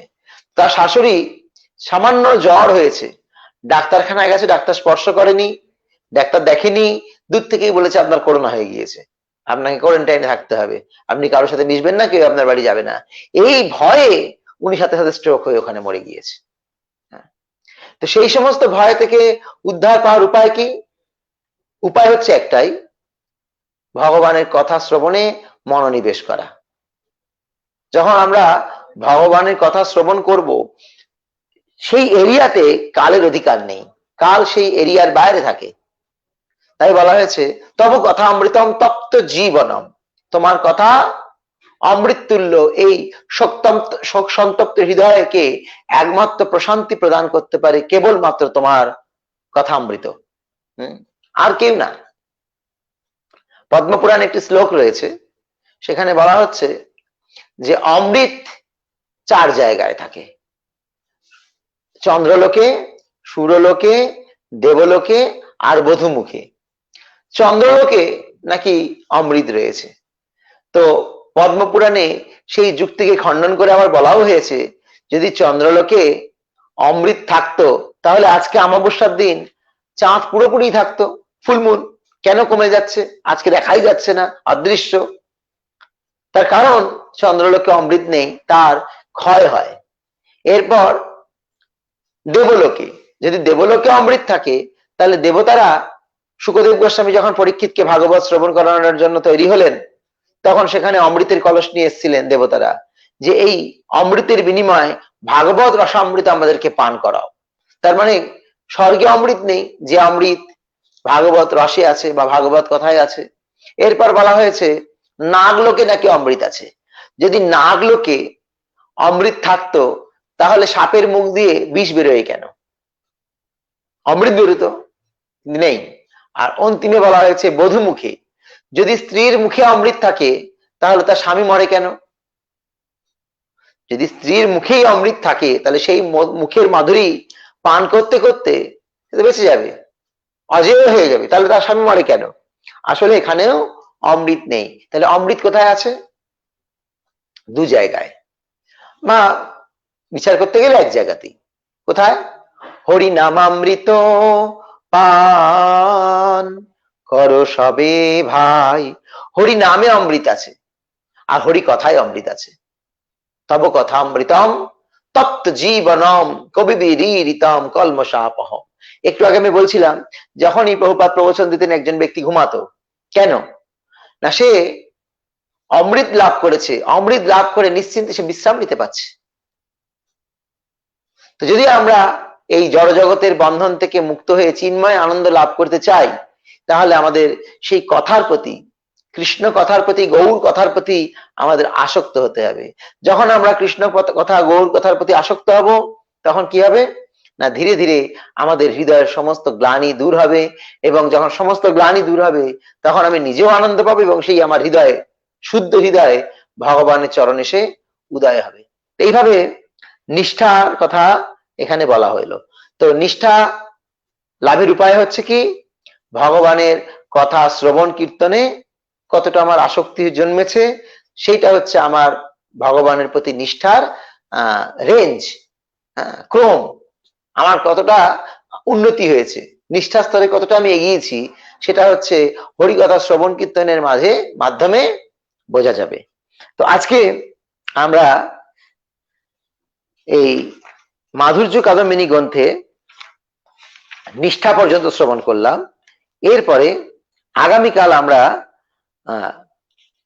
রুচি পড়ব, নিষ্ঠার পরে রুচি। কিন্তু আজকে আমি একটা অন্য আলোচনা করব। আজকে মহাপ্রভুর একজন পার্ষদ গদাধর পণ্ডিতের আবির্ভাব তিথি, সেই সম্বন্ধ সংক্ষেপে বলার চেষ্টা করছি। গদাধর পণ্ডিতকে এই যে পঞ্চতত্ত্ব, এই পঞ্চতত্ত্ব স্বয়ং ভগবানের থেকেই প্রকাশ হয়েছে। পাঁচটা তত্ত্ব, কিন্তু মূল তত্ত্ব এক। পঞ্চতত্ত্বাত্মকম কৃষ্ণং ভক্ত রূপ স্বরূপকম ভক্তাবতারং ভক্তাক্ষম নমামি ভক্ত শক্তিকম। তো সেই ভক্ত শক্তি শ্রীমতী রাধারানী, তিনিই আজকে এই বৈশাখ মাসের আমাবস্যার দিন মাধব মিশ্রকে আশ্রয় করে শ্রীমতী রাধারানী স্বয়ং আবির্ভূত হয়েছিল গদাধর পণ্ডিত রূপে। গদাধর পণ্ডিত ছোটবেলা থেকেই ছিলেন খুব শান্ত প্রকৃতির এবং নিমায়ের খুব প্রিয় বন্ধু। নিমায়ের থেকে বয়সে ছোট, কিন্তু নিমায়ের খুব প্রিয় বন্ধু। যখন নিমাই গয়াতে পিণ্ডদান করে তিনি যখন ঈশ্বর পরিপাদের সান্নিধ্য লাভ করে, ঈশ্বর পরিপাদের কাছে দীক্ষা গ্রহণ করে তিনি যখন ফিরে আসলেন বাড়িতে, তখন তার ভাবান্তর ঘটেছিল। তখন তিনি উন্মাদগ্রস্ত হয়েছিলেন, কোথা কৃষ্ণ কোথা কৃষ্ণ উন্মাদ হয়ে থাকতেন। তখন সচিমাতা এই গদাধর পণ্ডিতকে বলতেন যে, গদাই, তুমি আমার নিমাইকে দেখো বাবা, কারুর কথা শোনে না, তোমার কথা একটু শোনে, তুমি একটু দেখো। একবার এরকম মহাপ্রভু মানে নিমাই হা কৃষ্ণ কোথা কৃষ্ণ বলে দৌড়াদৌড়ি করছে। তখন গদাধর পণ্ডিতকে দেখে নিমাই জিজ্ঞেস করছে, তুমি কি বলতে পারো কৃষ্ণ কোথায়? তো নিমাই বললে, এই গদাধর বললেন, তোমার ভিতরেই আছে। আর সেটা একটা সর্বনাশ হয়ে গেল। সাথে সাথে মহাপ্রভু হনুমানের মতো বুক চিত্তে আরম্ভ করলেন, যেই বলেছে তোমার ভিতরেই আছে, তাহলে ভিতর থেকে কৃষ্ণকে বের করে দেখবো। এইরকম গদাধর পণ্ডিত আবার এটা ওইটা বলে মহাপ্রভুকে সামলেছিলেন। এইভাবে গদাধর পণ্ডিত মহাপ্রভুর অন্তরঙ্গ পার্ষদ শ্রীমতী রাধারানী। রাধারানী জানতেন যে কলিযুগে কৃষ্ণ সন্ন্যাস গ্রহণ করবেন, তিনি নারীর দর্শন পর্যন্ত করবেন না। তাই শ্রীমতী রাধারানী কৃষ্ণকে তারা ছাড়া থাকবে কিভাবে, তাই তিনি পুরুষ শরীর অঙ্গীকার করে গৌর লীলায় তার বিশেষ পার্ষদ রূপে আবির্ভূত হয়েছেন। ভক্তি বিনোদ ঠাকুর অধিকাংশ স্থানেই গৌর গদাধরের বিগ্রহ প্রতিষ্ঠা করেছেন। গৌর গদাধর মানেই হচ্ছে রাধাকৃষ্ণ। চৈতন্য মহাপ্রভুর যে জন্মস্থান আছে মায়াপুরে, সেই জন্মস্থানে আপনি যাবেন, গৌর গদাধরের বিগ্রহ আছে। মাসির বাড়ি যাবেন, গৌর গদাধর বিগ্রহ আছে। দ্বিজ বাণীনাথের যে সেবিত বিগ্রহ চম্পাহাটিতে, সেও গৌর গদাধর বিগ্রহ। তো বহু জায়গায় তিনি গৌর গদাধর অর্থাৎ রাধাকৃষ্ণের বিগ্রহই স্থাপনা করেছিলেন। তো সেই গদাধর পণ্ডিত তিনি খুব শান্তশিষ্ট বৈরাগী প্রকৃতির ছিলেন। নিমাই যখন সন্ন্যাস গ্রহণ করে পুরীতে চলে গেলেন, গদাধর পণ্ডিতও ক্ষেত্র সন্ন্যাস গ্রহণ করে পুরীতে চলে গেলেন। তো যখন মহাপ্রভু বৃন্দাবনের উদ্দেশ্যে যাবেন ঠিক করলেন, গদাধর পণ্ডিত মহাপ্রভুর সাথে সাথে পিছন পিছন যেতে লাগলেন। মহাপ্রভু তাকে অনেক নিষেধ করলেন, তুমি ক্ষেত্র সন্ন্যাস নিয়েছো, তোমার ক্ষেত্র ছেড়ে যাওয়া উচিত নয়। ক্ষেত্র সন্ন্যাস মানে এক জায়গায় থেকে ভজন সাধন করবে। আবার অপরপক্ষে ক্ষেত্র সন্ন্যাস মানে তিনি পুরীতেই অবস্থান করবেন, শ্রীক্ষেত্র বলা হয় পুরীকে। তো তুমি তো সংকল্প নিয়েছো তুমি ক্ষেত্র ছেড়ে কোথাও যাবে না, তাই তুমি আর যাওয়া উচিত নয়। গদাধর পণ্ডিত বললেন, নিকুচি করেছে আমার সন্ন্যাস, নিকুচি করেছে আমার সন্ন্যাস ধর্ম। যেখানে তুমি সেটাই বৃন্দাবন, নয় তুমি এখানে থাকো আর নয় তুমি যেখানে যাবে আমি সেখানে যাব। তো গদাধর পণ্ডিতকে লোকশিক্ষা হেতু নিমাই অনেক আশ্বাসন করলেন যে না, তুমি যদি সন্ন্যাস ধর্ম বা ক্ষেত্র সন্ন্যাস ত্যাগ করো তাহলে লোকে আমার নিন্দা করবে। তাই মহাপ্রভু অনেক অনুনয় বিনয় করে গদাধর পণ্ডিতকে পুনরায় পাঠালেন কোথায়? পুরীতে। এইভাবে মহাপ্রভুর সাথে অনেক লীলা রয়েছে। আমি প্রসিদ্ধ দুটি লীলা আপনাদের সামনে উপস্থাপন করার চেষ্টা করছি। একটি হচ্ছে মহাপ্রভু গদাধর পণ্ডিত যেহেতু রাধারানী, তাই গদাধর পণ্ডিতের যিনি মানে রাধারানী যিনি বাবা বিষভানু রাজা, তিনি কলিযুগে গৌলীলায় চট্টগ্রামে আবির্ভূত হয়েছিলেন। তার নাম ছিল পুণ্ডরিক বিদ্যানিধি। সেই পুণ্ডরিক বিদ্যানিধি জমিদার ছিলেন, তার নবদ্বীপে একটা বাড়ি ছিল। এক সময় যখন গদাধরের অল্প বয়স, তো গদাধরের এক বন্ধু মুকুন্দ তার নাম, গদাধরকে বললেন গদাধর চলো একটা বৈষ্ণব দেখিয়ে নিয়ে আসি। গদাধর ছোটবেলা থেকেই বৈরাগী ছিলেন, বৈষ্ণব দর্শনে তার খুব ব্যাকুলতা। সেই বৈষ্ণবকে দর্শন করার নিমিত্তে মুকুন্দের সাথে গেল ওই নবদ্বীপে যে পুণ্ডরিক বিদ্যানিধির বাড়ি রয়েছে সেখানে গেলেন। সেখানে গিয়ে পুণ্ডরিক বিদ্যানিধির আদব কায়দা দেখে গদাধর পণ্ডিতের একটুখানি বুঝতে ভুল হয়েছিল। গদাধর পণ্ডিত বৈষ্ণব অপরাধ করে ফেলেছিল, মানসিক বৈষ্ণব অপরাধ। কেন? এই যে পুণ্ডরিক বিদ্যানিধি তিনি তো জমিদার ছিলেন, তিনি সেই জমিদারির আদব কায়দাতে পালঙ্কের মধ্যে শুয়েছিলেন। পালঙ্কের মধ্যে পুরো শুয়ে না, অর্ধ শোয়া, হাতের মধ্যে মাথা দিয়ে তিনি একটুখানি কাত হয়ে শুয়েছিলেন, মানে মানে একটু বর্ণিদি কায়দায় শুয়েছেন। তিনি গিলে করা পাঞ্জাবি পরেছেন। এখনকার দিনে যেমন জিন্সের প্যান্ট ফাটা, সেটা হচ্ছে এখনকার স্টাইল। ফাটা জিন্সের প্যান্ট কোমর থেকে খুলে যাচ্ছে, সেটা স্টাইল। হ্যাঁ, তখনকার দিনে স্টাইল ছিল যে কোঁচকানো জামা পরা। যারা একটু বয়স্ক আছেন শুনছেন তারা পুরনো স্মৃতিচারণ করুন। যে কোনো অনুষ্ঠান বাড়িতে, বিয়ে বাড়িতে গেলে সাদা পাঞ্জাবি মার দেওয়া, আর সেই পাঞ্জাবির বুকে কাজ করা থাকতো, সোনার বোতাম থাকতো বা ইমিটেশনের গোল্ডেন কালারের বোতাম থাকতো, পকেটে থাকতো পকেট ঘড়ি, হাত ঘড়ি থাকতো না। সেই পকেট ঘড়ির একটা সাইড জামার বোতামের ফাঁকে লাগানো থাকতো, আর এরকম গোল ঘড়ি পকেট ঢোকানো থাকতো, মাঝে মাঝে বের করে টিপ দিলেই খুলতো। ওটা স্টাইল ছিল। আর হাতে এই জামাগুলো, এই এখন আমি ভাঁজ করেছিলাম বলে এরকম কুঁচকে গিয়েছে, এরকম গিলে ফল ছিল, একটা গিলে ফল। সেই গিলে ফল দিয়ে ঘষলে জামাগুলো একটুখানি কুঁচকে যেত, সেটাকে বলা হতো গিলে করা পাঞ্জাবি পরা। আর তখনকার দিনে কেউ প্যান্ট পরে কোনো অনুষ্ঠান বাড়িতে যেত না, তা ধুতি পরে যেত। ধুতিটা কিরকম? পেছনে কাছা আর সামনের কোছাটা সেটাকে পুরোপুরি ফ্ল্যাট লম্বা, সেটাকে গুটিয়ে নিয়ে পকেটের মধ্যে ঢোকানো, পাঞ্জাবির পকেটে। আর তার পাখনার মতো একটু অংশ বেরিয়ে থাকবে। হ্যাঁ, সেটা বেশ চওড়া, চুরি চুরি পার, এইরকম। এইরকম ছিল তখনকার দিনের কাপড় জামা পরা স্টাইল ছেলেদের। এইরকমই সুন্দর সাদা ধুতি পাঞ্জাবি তিনি পরেছিলেন। আর তার পাঞ্জাবিটা ছিল বগলবন্দি পাঞ্জাবি। বগলবন্দি পাঞ্জাবি মানে আমি যেরকম পাঞ্জাবি পরেছি এরকম নয়, একটা সাইডে ফিতে বাঁধা। হ্যাঁ, এরকম বগলবন্দি পাঞ্জাবি তিনি পরেছিলেন। তারপরে তার চুলটা কেমন ছিল? তিনি তখন সুগন্ধি আমলা তেল দিয়ে চুলে লাগিয়েছেন। এখনকার দিনে যেমন লোকে জেল লাগায়, স্নানের পর একটা সময় ছিল লোকে স্নানের পরে তেল মেখে স্নান করে চেপে চেপে চুল আঁচড়াতো। হ্যাঁ, বাঁ দিকে শীতে কেটে চেপে চুল আঁচড়াতো। আর এখন চুলগুলো কেউ আঁচড়ায় না। তখন চুল আঁচড়ানোটা ছিল স্টাইল, চুলে আঁচড়াবে। এখন যার চুল যত এলোমেলো সে তত রংবাজ। হ্যাঁ, অর্থাৎ এখনকার চুলগুলো হচ্ছে চান করে জেল না থাকলে চুল আঁচড়াবে না, চুলগুলো সজারু কাটার মতো খোঁচা খোঁচা হয়ে থাকবে, বা শীতকালের কাকের যেমন অবস্থা হয় ওই রকম অবস্থা হয়ে থাকবে। অথবা একটা প্রকার জেল রয়েছে, জেলটাকে দিয়ে চুলটাকে এরকম স্পাইকের মতো করে দেবে। ওইটা হচ্ছে এখনকার স্টাইল। কিন্তু তখনকার ওই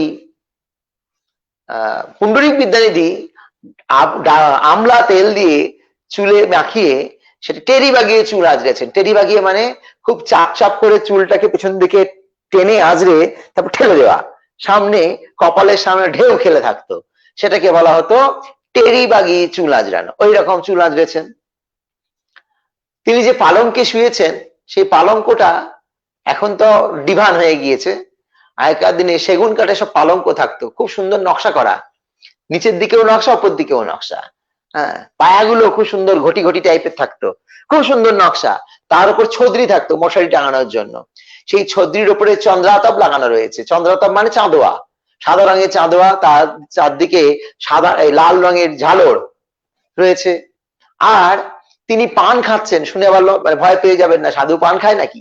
হ্যাঁ, তিনি পান খাচ্ছেন, জমিদার পান খাচ্ছেন। তার খাটের পাশে পানের বাটা, জলের ঝাড়ি, গ্লাস এইসব রয়েছে। আর দুজন তাকে পাখা দিয়ে হাওয়া করছে। তখন ইলেকট্রিক ফ্যান ছিল না। কি রকম পাখা? আমি দেখেছি বর্ধমান মার্কেটে, মানে বড় বড় বাজারে, তেঁতুলতলা বাজার, কালীতলা বাজার, বর্ধমানে যে বড় বড় বাজারগুলো আছে, সেখানে খুব সাবেকি আমলের পুরনো কাঁসা বাসনের, কাঁসা পিতলের দোকান আছে, হ্যাঁ, বা দশকর্মার দোকান আছে, বিশাল বড় বড় পাখা পাওয়া যায়। সেই পাখাগুলো হাতে ধরে পাখা করা যাবে না, সেই পাখার হ্যান্ডেল গুলো মাটিতে লাগানো থাকতো, শুধু নড়ানো হবে এরম এরম করে। হ্যাঁ, এইরকম ভাবে দুই দিক থেকে দুইজন সেবক পুণ্ডরিক বিদ্যানিধিকে বাতাস করছে। এই সব দেখে সেই গদাধর পণ্ডিতের চক্ষু চড়ক গাছ। আমি তো বৈষ্ণব দেখতে এসেছিলাম, এতে দেখছি ঘোর বিষয়ী, তো ঘোর বিষয়ী। এই চিন্তা করলো মুকুন্দ। গদাধর পণ্ডিতের মুখ দেখেই বুঝতে পেরেছে যে এ পুণ্ডরিক বিদ্যানিধিকে সঠিকভাবে চিনতে পারেনি। তখন মুকুন্দ খুব ভালো গায়ক ছিল। মুকুন্দ শ্রীমৎ ভাগবতের একটি বিশেষ শ্লোক, ওই বকি স্তন কালকূটম, একটি শ্লোক সে উচ্চারণ করলো, যে শ্লোকটার মানে হচ্ছে বকাসুরের বোন পুতানা, যিনি পরমেশ্বর ভগবান কৃষ্ণকে হত্যা করার জন্য স্তনের মধ্যে কালকুট বিষ মাখিয়ে এসেছিল, কিন্তু যেহেতু মায়ের ভাব নিয়ে এসেছিল স্তনপান করাতে, তাই কৃষ্ণ পুতানাকে বধ করার পর তাকে মাতৃগতি দান করেছিলেন। এমন কোন মূর্খ আছে যে এমন পরম দয়ালু পরমেশ্বর ভগবান কৃষ্ণের পাদপদ্মে আত্মসমর্পণ করবে না? যে এই শ্লোকটি বলেছে, সাথে সাথে পুণ্ডরিক বিদ্যানিধির ভাবান্তর ঘটলো। পুণ্ডরিক বিদ্যানিধি সে লাফ দিয়ে খাটের ওপর থেকে মাটিতে পড়ে গেল, গড়াগড়িতে লাগছে, মুখ দিয়ে গ গ আওয়াজ হচ্ছে, নিজের চুলগুলোকে নিজে টানে টানে ছিঁড়ছে। সেই যে সাদা রঙের চাদর খুব টাইট টাইট করে বিছানার মধ্যে গোজা ছিল, হ্যাঁ, তোষকের ভেতরে গোজা ছিল, আর বালিশ গুলো ছিল কানমোড়া, হ্যাঁ, তাকিয়া, মাথার বালিশ, এগুলো সাদা, আর তার মধ্যে কানমোড়া ডিজাইন করা ছিল। কানমোড়া মানে আগেকার লোকেরা জানে এগুলো, কানমোড়া মানে সাইডে একটা ফিতের মতো তৈরি করে দেওয়া, হ্যাঁ, যাতে দেখতে খুব সুন্দর লাগে। এইরকম কোথায় গেল তার বালিশ, কোথায় গেল তার তাকিয়া, সব ফাটিয়ে সেখান থেকে তুলে বের করে দিয়েছে, হ্যাঁ, একটা শ্লোক শুনে। আর তিনি কান্না করছে, তার শরীর কাঁপছে। এই সব দেখে গদাধর পণ্ডিত অবাক হয়ে গেল। তিনি বুঝতে পারলেন আমি তো বৈষ্ণব অপরাধ করে ফেললাম, ইনি তো মহাভাগবত, যার শ্রীমৎ ভাগবতের এই বিশেষ শ্লোক শুনে শরীরে অষ্টসাত্ত্বিক বিকার দেখা যায়, সে তো কোনো সাধারণ বিষয়ী ব্যক্তি নয়। এখন কি করব? তখন মহাপ্রভুর কাছে চলে গেলেন। গদাধর পণ্ডিত মহাপ্রভুকে গিয়ে বললেন যে মহাপ্রভু আমার কি করা উচিত? তখন মহাপ্রভু বললেন তোমার উচিত তার কাছে দীক্ষা গ্রহণ করা। গদাধর পণ্ডিত তিনি পুণ্ডরিক বিদ্যানিধির কাছে দীক্ষা গ্রহণ করেছিলেন। অর্থাৎ এখান থেকেও শিক্ষা হচ্ছে, যদি কোনো বৈষ্ণবের চরণে আমরা অপরাধ করি, সেই বৈষ্ণবের জাগতিক কোনো কার্যকলাপ দেখে তার পারমার্থিক তর্কে আমি বুঝতে না পেরে কোনো অপরাধ করি, তার কাছে আত্মসমর্পণ করাই বিধেয়। মহাপ্রভু সেটা শিক্ষা দিলেন গদাধর পণ্ডিতের মাধ্যম দিয়ে। আর একটা শিক্ষা দিলেন, কখনো বৈষ্ণবদেরকে বা বৈষ্ণবকে জাগতিক দৃষ্টিতে দেখা উচিত নয়। মহান্তের কিয়া মুদ্রা বিজ্ঞে না বুঝায়। যারা শুদ্ধ ভাগবত, তাদের কার্যকলাপ মহান মহান ব্যক্তিরাও, দেবতারাও বুঝতে পারে না, বিজ্ঞে না বুঝায়। সাধারণ মানুষের কি কথা, হ্যাঁ, তারা হচ্ছে মহাভাগবত। এইরকমই পুণ্ডরিক বিদ্যানিধির সাথে গদাধর পণ্ডিতের লীলা ছিল এবং গদাধর পণ্ডিত পুণ্ডরিক বিদ্যানিধির কাছ থেকে দীক্ষা গ্রহণ করেছিলেন। পরবর্তীতে গদাধর পণ্ডিত তিনি পুরীতে অবস্থান করেন। মহাপ্রভু যখন নীলাচলে অবস্থান করছিলেন, গদাধর পণ্ডিত পুরীতে অবস্থান করছিলেন। এক সময় মহাপ্রভু গদাধর পণ্ডিতকে একটি বিগ্রহ দান করেছিলেন। বিগ্রহটির নাম হচ্ছে গোপীনাথ। মহাপ্রভু এক সময় কৃষ্ণ ভাবে বিভোর হয়ে তিনি একটি বালির পাহাড়ের মধ্যে গিয়ে লাফিয়ে গিয়ে পড়েন আর সেখানে বালিগুলোকে সরাতে লাগেন। সেই বালির পর্বতটাকে চটক পর্বত বলা হয়। পুরীতে সেই চটক পর্বত রয়েছে, এখন সেটা পর্বত নেই, এখন মালভূমি অঞ্চলের মতো হয়ে গিয়েছে, হ্যাঁ, লেভেল হয়ে গিয়েছে, এখন আর সেটা পাহাড়ের আকৃতি নেই।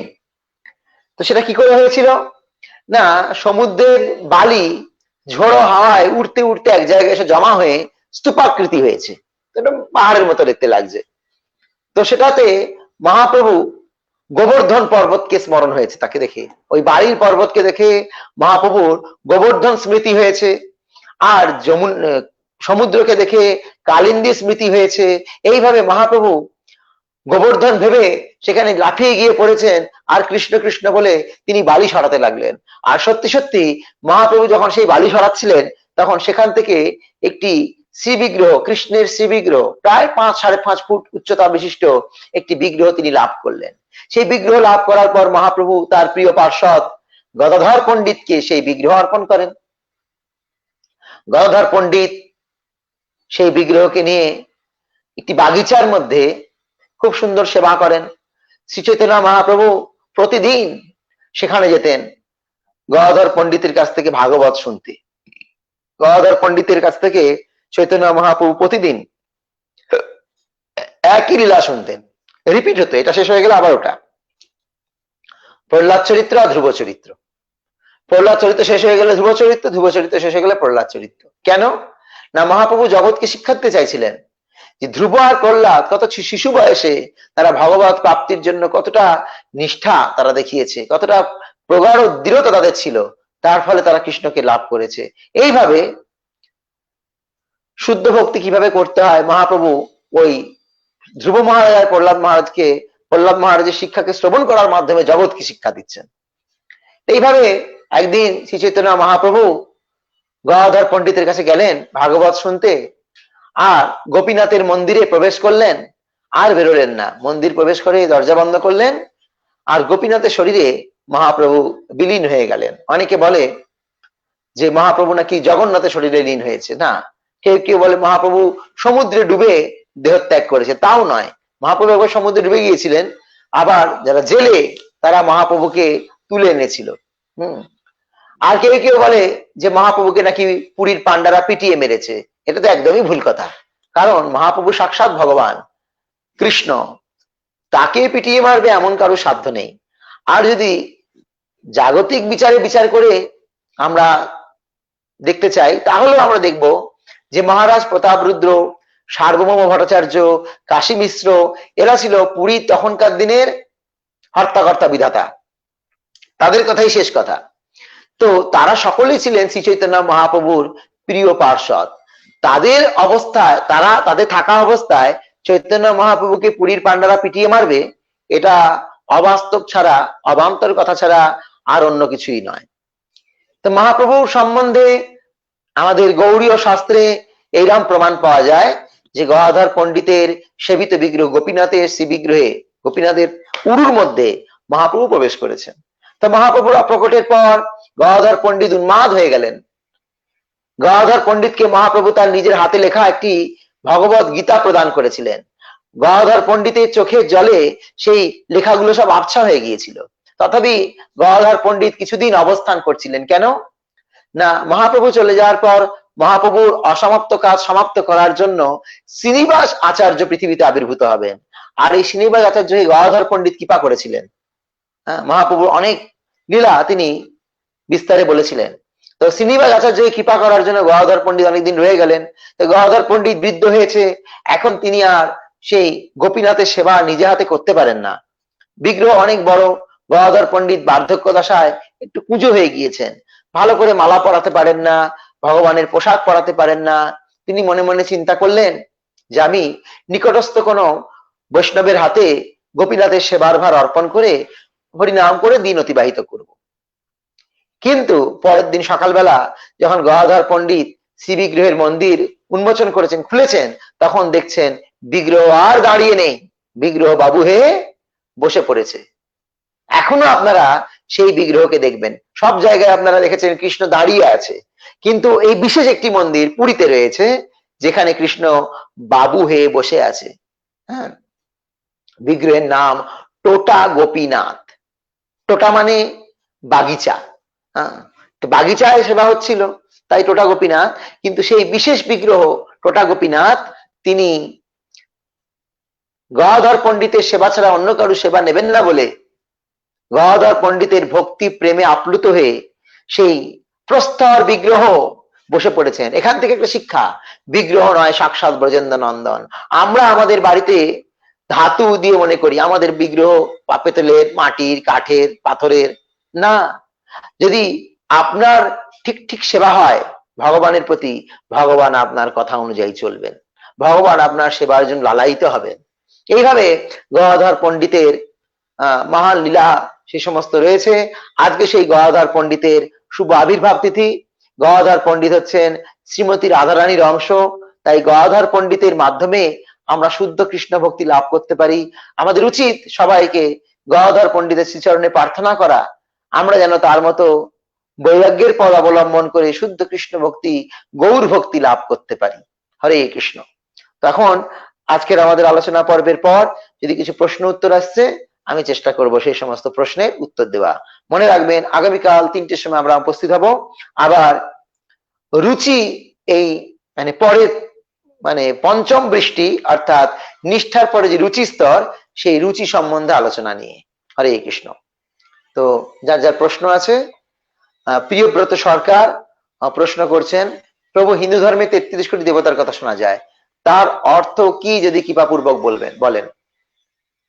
33 কোটি বলতে বৈদিক শাস্ত্রে 33 প্রকারকে বোঝানো হয়েছে। হ্যাঁ, যেমন 49 জন মরুদ রয়েছে, তারপরে অষ্টবসু রয়েছে, 10 দিকপাল রয়েছে, এইরকম টোটাল 33 প্রকার। কোটি বলতে এখানে প্রকারকে বোঝানো হয়েছে। হরে কৃষ্ণ। টুকটুকি মুখার্জি প্রশ্ন করছেন, আচ্ছা প্রভু, শুধু যারা এখনই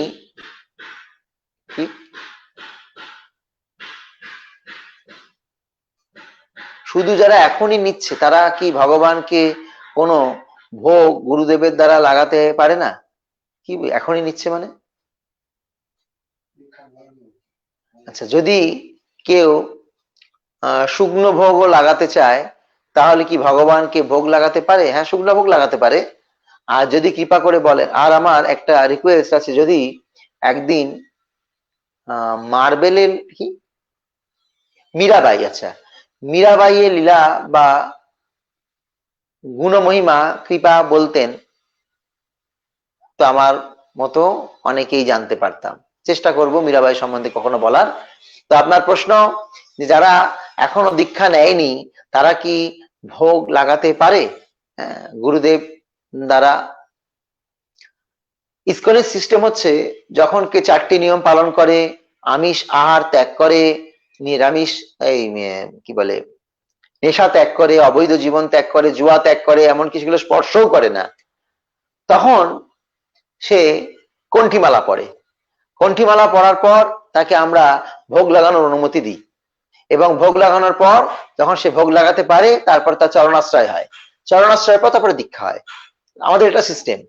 যদি আপনি নিজে শুদ্ধ না হন, অর্থাৎ আপনি এক হাতে মাছ মাংস রান্না করছেন আবার সেই হাতেই ভগবানের ভোগ রান্না করছেন, এটা বিধান নয়।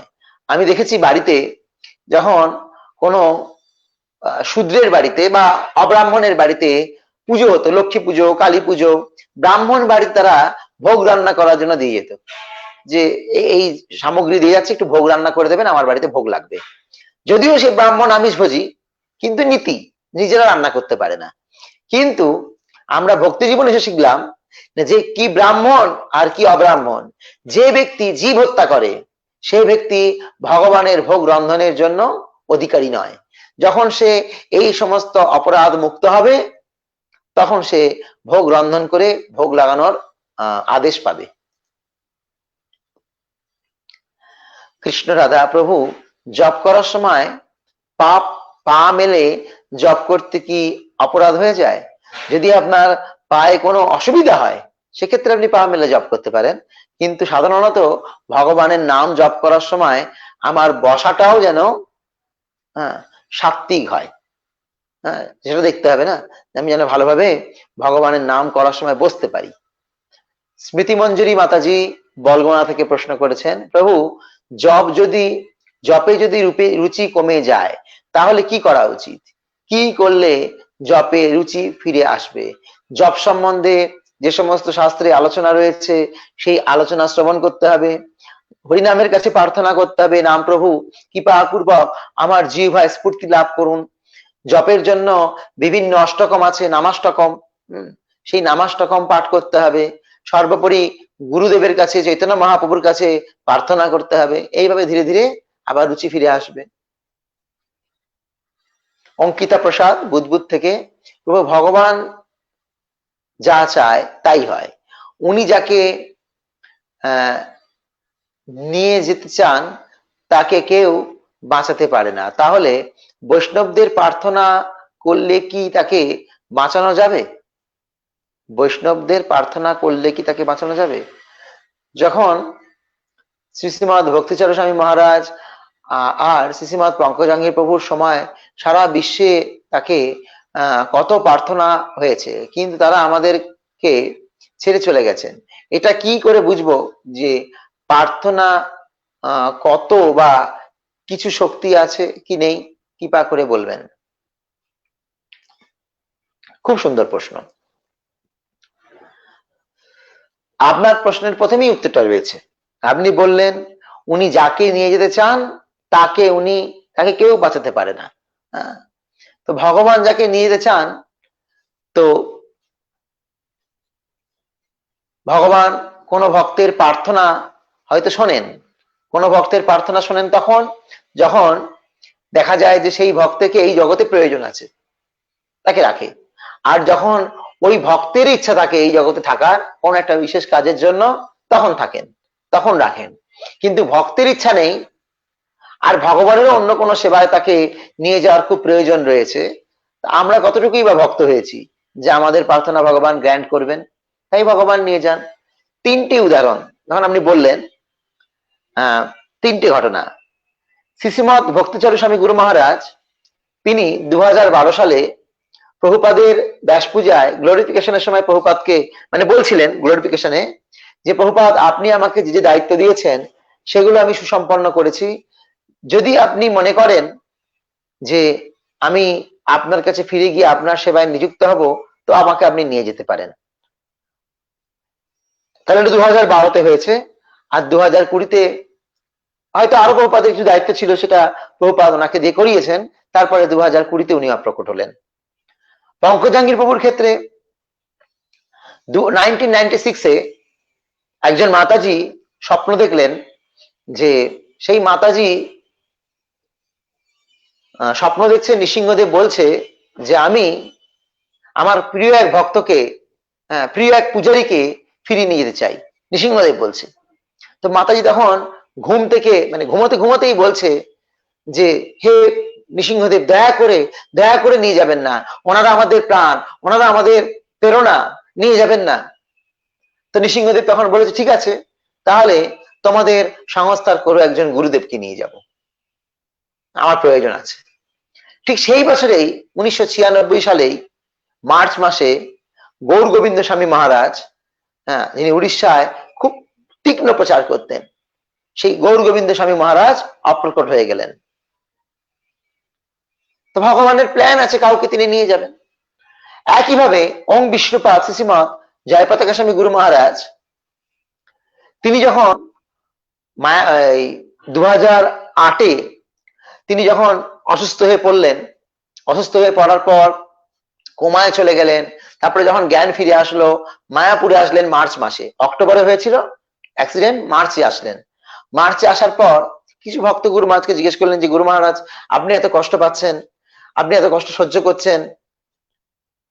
তো গুরু মহারাজ উত্তর দিচ্ছেন যে আমি চলে যাচ্ছিলাম, কৃষ্ণ আমাকে নিতে এসেছিল, কিন্তু প্রভুপাদের যে সমস্ত দায়িত্ব আমাকে দিয়েছে এখনো সেগুলো সুসম্পন্ন হয়নি, সেই জন্য আমি এখনো কিছুদিন থাকতে চাই। কয়েক বছর আগে, 2-3 বছর আগে, গুরু মহারাজ যখন মায়াপুর মানে ওয়েবসাইটে, ফেসবুকে সব জায়গায় অ্যাড দেয়া হচ্ছে যে শ্রীশ্রীমৎ জয়প্রতাকা স্বামী গুরু মহারাজের কিডনি এবং লিভার দুটোই নষ্ট হয়ে গেছে, যদি কোনো ব্যক্তি দেয় তাহলে গুরু মহারাজের শরীরে সেগুলো লাগানো হবে। তা আমার কেমন লাগছিল যে কেউ দেয় মানে তার শরীরটা তো নষ্ট হবে গুরু মহারাজকে দিতে গিয়ে, কিন্তু গুরু মহারাজ চাইছেন যাতে করে উনি আরো কয়েকদিন থাকেন, কৃষ্ণের আর প্রভুপাদের সেবা এখনো কিছু বাকি আছে। আমরা এখন সেটা বুঝতে পারছি যে এক একজন ইস্কনের পিলার চলে যাচ্ছে মানে নড়বড় হয়ে যাচ্ছে। তো শ্রীশ্রীমৎ জয়প্রতাকা স্বামী গুরু মহারাজের এই জগতে অনেক দিন থাকা উচিত। দেখুন, গুরু মহারাজ কোন এক সময় বলছিলেন যে আমি নতুন মন্দিরে আরতি করব, এটা বলেছেন। তার মানে আরতির পর উনি হয়তো অন্য কিছু চিন্তা করবেন। ভীষ্মদেবের মতো ওনার কথাবার্তা, মানে ইচ্ছা মৃত্যু। এইরকম অবস্থায় 2021 সালে, 2020 সালে লকডাউন হলো, 2022 সালে টিওপিপি ওপেনিং হওয়ার কথা ছিল, পোস্টপন্ড হয়েছে। 2021-এ আবার লকডাউন, আবার পোস্টপন্ড হচ্ছে, কাজ তো বন্ধ রয়েছে। আমরা ব্যক্তিগতভাবে আমি মনে করি মন্দিরের দরকার নেই, মন্দির ঠিক আছে হবে, কিন্তু আগে দরকার গুরুদেব। যতদিন না মন্দির তৈরি হবে গুরু মহারাজ ততদিন থাকবেন, তো গুরু মহারাজ নিজে বলেছেন। সুতরাং কৃষ্ণের ইচ্ছা আর শুদ্ধ ভক্তের ইচ্ছা, দুটো ইচ্ছা যদি একসাথে হয় যে উনি চলে যাবেন, তাহলে উনি কৃষ্ণ ওনাকে নিয়ে যাবেন।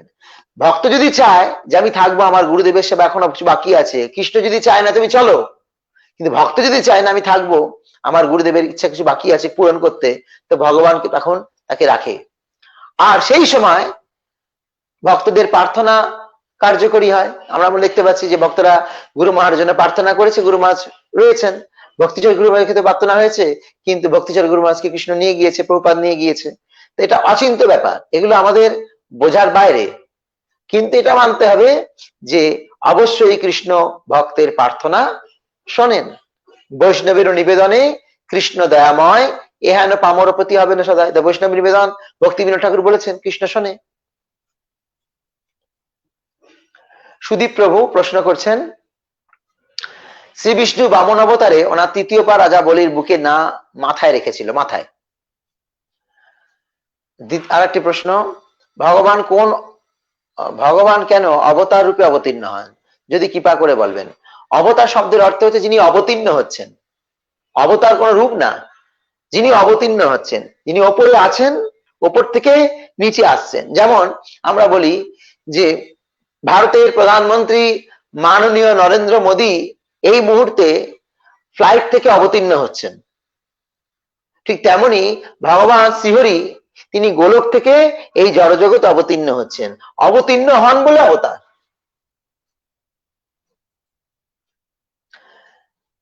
সোমনাথ প্রভু রানীগঞ্জ থেকে প্রশ্ন করছেন, এক, কোন ভক্ত ভক্তিতে আসার পরেও যদি পাপ করে, কিন্তু তার মধ্যে এই চিন্তা থাকে না যে সে নাম বলে উদ্ধার পাবে, তাহলে সেটা কি নাম বলে নাম বলে অপরাধ হচ্ছে না?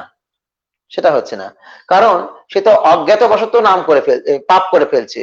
বা আমরা বলেছি যে সুকৃতিজাত অনর্থ, দুষ্কৃতিজাত অনর্থ, আগে কিছু এমন কুকর্ম করেছে আগের জীবনে যে এখন ভক্তি করতে গিয়েও কিছু পাপ তার হয়ে যাচ্ছে অজ্ঞাতবশত, কিন্তু সে একবারও মনে করছে না যে আমি যে পাপ করছি এটা নাম দিয়ে আমি শোধন করে নেব, বরং সে মনে মনে চিন্তা করছে যে হে প্রভু, আমি যে কর্ম করেছি তার ফল আমি ভোগ করি, তাতে আমার দুঃখ নেই, কিন্তু যেন আমি ভক্তি জীবন থেকে সরে না যাই। ভক্তি বিনোদ ঠাকুর এই কথাই বলেছেন, নিজ কর্ম গুণদোষে যে যে জন্ম পায়, জন্মে জন্মে যেন তব নাম গুণ গায়। ভক্তি জীবনে আসার পরেও যদি আমি জ্ঞাতসারে অজ্ঞাতসারে কোনো পাপ করে থাকি, হে কৃষ্ণ তুমি আমায় পাপ কর্মের ফল ভোগ করাও, কিন্তু কৃপা করে তোমার চরণ থেকে বঞ্চিত করে দিও না। তো সেই ভক্ত নাম অপরাধ করছে না। এরপর যেমন অজামিলের হয়েছিল, হ্যাঁ, অজামিল তো নাম অপরাধ করেনি, অজামিল পাপ করেছিল, কিন্তু সে কখনো মনে করেনি আমি নাম দিয়ে আমার পাপটাকে খণ্ডন করবো, এটা সে মনে করেনি, তাই তার উদ্ধার হয়েছে। কেউ যদি জপ করে তাহলে তার সব পাপ নষ্ট হয়ে যায় হয়, তাহলে ভক্তিতে আসার পর সে সব পাপ মুক্ত হয়েছে, তাহলে তার কোনো কর্মফল থাকছে না, তাহলে ভক্তিতে আসার পর যে দুঃখ কষ্ট ভোগ করছে তার কারণ কি? খুব সুন্দর প্রশ্ন। এই প্রশ্নের উত্তর আমি গতকাল দিয়েছি, গতকাল না, গত পরশু, যে ভক্তিতে আসার পরে ভগবান তার ভক্তকে যে কষ্ট দেয় সেটা তার প্রারব্ধ কর্মের ফল নয়। ভক্তিতে আসার পরেও সে কিছু ভুল করে, সেই ভুলকে সংশোধন করার জন্য ভগবান তাকে কষ্ট দেয়, নতুবা ভগবান তার ভক্তকে কষ্ট দিয়ে তাকে মানে কি বলবো শুদ্ধিকরণ করে, যাতে সে আরো শুদ্ধ হয়ে আরো ভগবানের প্রতি অনুরক্ত হয় এবং এই জড় জগতের প্রতি অনীহা তার আসে। সেই জন্য ভগবান তার ভক্তকে কষ্ট দেয়। যেমন যুধিষ্ঠির মহারাজ, কুন্তী দেবী, তারা তো শুদ্ধ ভক্ত, তাদের তো এই কষ্ট পাওয়ার কোনো কথাই না, না তাদের প্রারব্ধ কর্মের ফল তারা ভোগ করছে, তাহলে কেন দুঃখ পাচ্ছে? না ভগবান তাদেরকে মাধ্যম দিয়ে জগৎকে শিখাচ্ছে যে আমার ভক্ত ভক্তি করতে করতেও কষ্ট পেলেও সে কখনো আমাকে ত্যাগ করে না, এবং তাকে আমি এই কষ্ট দিই আমার প্রতি আসক্তিকে বৃদ্ধি করার জন্য। এটা খুব সুন্দর প্রশ্ন করেছো। হরে কৃষ্ণ মাইতি, বাহ, আপনার নামটাই তো সুন্দর। প্রশ্ন করছেন, কৃপা করে বলবেন সদ্গুরুর কাছে দীক্ষা না নিয়ে যদি মৃত্যু হয় কি গতি হবে? তো এই বিষয়টা শ্লোক আছে, আমি কালকে আরেকবার প্রশ্ন করবেন, আমি শ্লোকটাও বলে দেবো। সেখানে বলা হয়েছে যদি কোনো ব্যক্তি সদ্গুরুর কাছে দীক্ষা না হয় তাহলে তার পরবর্তী জীবনে পশুজনী লাভ হবে, পশুজনী লাভ হবে। এটা একটা পুরাণের শ্লোক রয়েছে, আগামীকাল আমি সেই শ্লোকটাও বলে দেবো। আগামীকাল আপনি অবশ্যই থাকবেন, আমি সেই শ্লোকটাও বলে দেবো। সেখানে বলা হয়েছে যে সদ্গুরুর কাছ থেকে শুদ্ধভাবে যদি দীক্ষা না হয় পরবর্তী জন্মে তাকে পশুজনীও লাভ করতে হতে পারে। সোমনাথ প্রভু পুনরায় প্রশ্ন করেছেন, দীক্ষার আগে হরিনাম আর দীক্ষার পরে হরিনামের মধ্যে পার্থক্য কি? খুব সুন্দর। স্কুলে ভর্তি হওয়ার আগে স্লেট পেন্সিলে অ ক খ লেখা, স্কুলে ভর্তি হওয়ার পর স্লেট পেন্সিলে অ ক খ লেখা, দুটোই আছে। স্লেট পেন্সিলে অ ক খ লিখেছো, স্কুলে গিয়ে তখন সেই অ ক খয় তুমি সার্টিফিকেট পাবে যে তুমি ইনফ্যান্ট বা কেজি বা নার্সারি থেকে উত্তীর্ণ হয়ে এবার ক্লাস 1-এ উঠবে, কিন্তু যখন বাড়িতে অ ক খ লিখছো তোমায় কেউ সার্টিফিকেট দেবে না। তেমন দীক্ষার আগে যে হরিনাম সেটা হচ্ছে প্র্যাকটিস, দীক্ষার পরে যে হরিনাম সেটা হচ্ছে ভজনের শুরু। ইলাম বাজার থেকে প্রশ্ন করছেন, ভাগবতে বর্ণনা করা আছে শ্রীকৃষ্ণের অংশ প্রকাশ নরনারায়ণ, নারায়ণের অংশ অর্জুন রূপে শ্রীকৃষ্ণ, অর্জুন নারায়ণ শ্রীকৃষ্ণ রূপে ও শ্রীকৃষ্ণের অংশ নারায়ণ শ্রীকৃষ্ণ রূপে আবির্ভূত হয়েছেন। তাহলে মহাভারতে বাসুদেব কৃষ্ণ কি পূর্ণ নন? তিনি কি নারায়ণের অংশ? বাসুদেব কৃষ্ণ পূর্ণ, কিন্তু বৃন্দাবনের যে কৃষ্ণ তিনি হচ্ছেন পূর্ণতম। বোঝা গেল? কৃষ্ণ বৃন্দাবন থেকে ক্ষণ মুহূর্ত বেরোন না, তাহলে মথুরায়, দ্বারকায় আর হস্তিনাপুরে যে কৃষ্ণ ছিল সেই কৃষ্ণকে, সেই কৃষ্ণ হচ্ছে নারায়ণের প্রকাশ।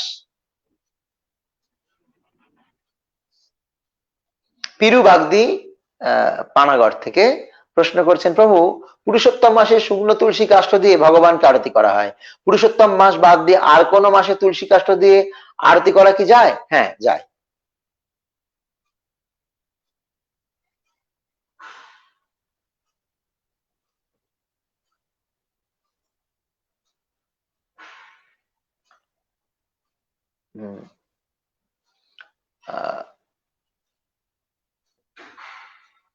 অক্ষয় তিথি সম্পর্কে বলুন। স্বপন কুমার ঢালি, শিক্ষক ও সাংবাদিক। ঠিক আছে, অক্ষয় তৃতীয়ার পরে আমরা আগামী 13 তারিখে ক্লাস দেবো, মানে কালকে 12, 13 তারিখে পুরো ক্লাসটা থাকবে অক্ষয় তৃতীয়ার উপরে। আপনারা সেদিনকে থাকবেন, সেদিনকে পুরো ক্লাসটা অক্ষয় তৃতীয়ার উপর আলোচনা হবে, সেদিনকে আপনারা শুনবেন। টুকটুকি মুখার্জি, আমি তো প্রভু সব ছেড়ে দিয়েছি, 4টে নিয়ম পালন করি, আঁশ রান্নাও করি না, তবে কি অন্নভোগ লাগাতে পারবো? খুব সুন্দর প্রশ্ন। প্রতিটা ভক্তের জন্য আমাদের মন্দিরের নিয়ম অনুযায়ী শিক্ষাগুরু রয়েছে। তো আপনি যে শিক্ষাগুরুর কাছ থেকে শিক্ষা গ্রহণ করছেন তাকে আপনি বলবেন, তিনি আপনাকে দেখবে যে হ্যাঁ আপনি এই পরিস্থিতি গ্রহণ করেছেন, আমার অসুবিধা নেই, আপনার রান্নাঘর পুরোপুরি সাত্ত্বিক, বাসনগুলো শুদ্ধ, এবং আপনাকে আপনার স্বামী, ছেলে মেয়ে, পরিবার বা আত্মীয় স্বজনের জন্য ভুলেও রান্না করতে হবে না। তাহলে আপনি অবশ্যই ভোগ লাগানোর অধিকার পাবেন। সেটা আপনি আপনার যিনি শিক্ষাগুরু আছেন, যিনি আপনাকে তত্ত্বাবধান করছেন, তাকে জিজ্ঞেস করবেন। তিনি যদি হ্যাঁ বলেন, অবশ্যই আপনি এই সেবায় অংশগ্রহণ করবেন। হরে কৃষ্ণ। বিরাজ গান্ধী রানীগঞ্জ থেকে বলছেন, বাড়িতে মা আর আমি জব করি, আর কেউ করে না। আমরা যখন জব করি তখন যারা শোনে সেটাতেও কি তাদের কোনো লাভ হয়? হ্যাঁ, লাভ হয়। শুনিলেও হরিনাম তারা সপ্তরে, চেষ্টা করতে হবে তাদেরকেও হরিনাম করানো। কোয়েল গড়াই পানাগড় থেকে, অল্পতেই আমি রেগে যাই, আবার সঙ্গে সঙ্গে রাগ কমেও যায়। এই ক্রোধকে কন্ট্রোল করার উপায় কি? হরে কৃষ্ণ। ক্রোধকে কন্ট্রোল করার উপায় ক্রোধ না করা, ব্যাস। গোবর্ধনধারী শ্যাম দাস, চতুর্থ অধ্যায় অর্জুন কৃষ্ণকে বলেছিল সূর্যদেবের জন্ম হয়েছিল তোমার অনেক পূর্বে, তাহলে তুমি কি করে আদিকালে জ্ঞান দান করেছিলে, বুঝবো কি করে? এটা নিয়ে যদি বলেন। কৃষ্ণ অর্জুনকে বললেন যে হ্যাঁ তুমি ঠিকই বলেছো, সূর্যদেবের জন্ম আমার অনেক আগে হয়েছে, কিন্তু আমিও ছিলাম। এবং বিবস্বতে যোগাম প্রক্তাবানম অজম অব্যয়ম, আমি এই জ্ঞান সূর্যকে দিয়েছি। আমি ছিলাম, আজও আছি, ভবিষ্যতেও থাকবো। আমার সবকিছু মনে আছে, কিন্তু তোমার কোনো কিছু মনে নেই। আর সূর্যের আগে আমি আছি।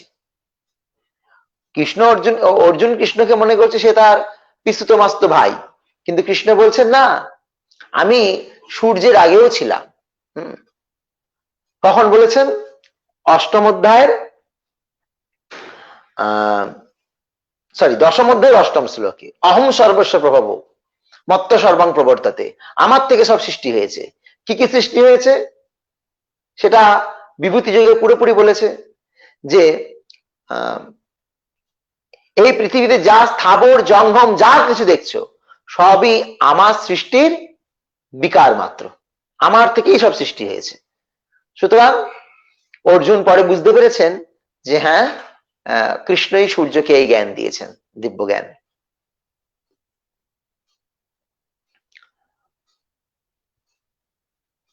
প্রভু শিব কৈলাসে ভাগবত পাঠ করার সময় কেন দুর্গা মাতাকে কোলে নিয়েছিলেন? সেটা শিবকে জিজ্ঞেস করতে হবে, আমাকে জিজ্ঞেস করে লাভ নেই। কেন নিয়েছিল ওটা লেখা নেই, নিয়েছিল এটা লেখা আছে।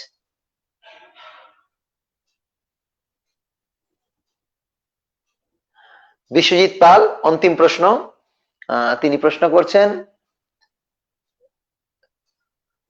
আমার প্রশ্নের জন্য প্রথমেই ক্ষমা চাইছি। আমার প্রশ্ন হলো, ভাগবতমের 1:18-10 শ্লোক অনুযায়ী কলিযুগ হলো গোল্ডেন যুগ, ভালো চিন্তা করলেই তার ফল ভালো করা যায়।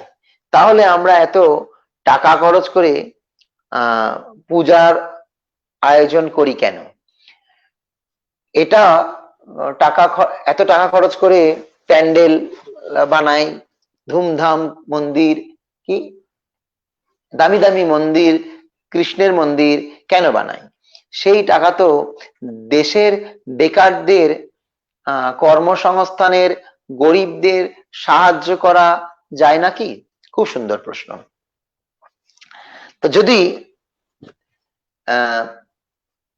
মনে হয় ভাগবতে বলা হয়েছে সেই কথায় যে মনে মনে চিন্তা করলে শুভ ফল হয়, তাহলে মনে মনে চিন্তা করে খাওয়া যায়। তাহলে আর যদি মনে মনে চিন্তা করে পূজা হয়, ভগবত আরাধনা হয়, তাহলে মনে মনে চিন্তা করে খাওয়া যায়, তাহলে আর গরিবের সমস্যাই থাকবে না। মনে মনে চিন্তা করে ইনকাম করা যায়।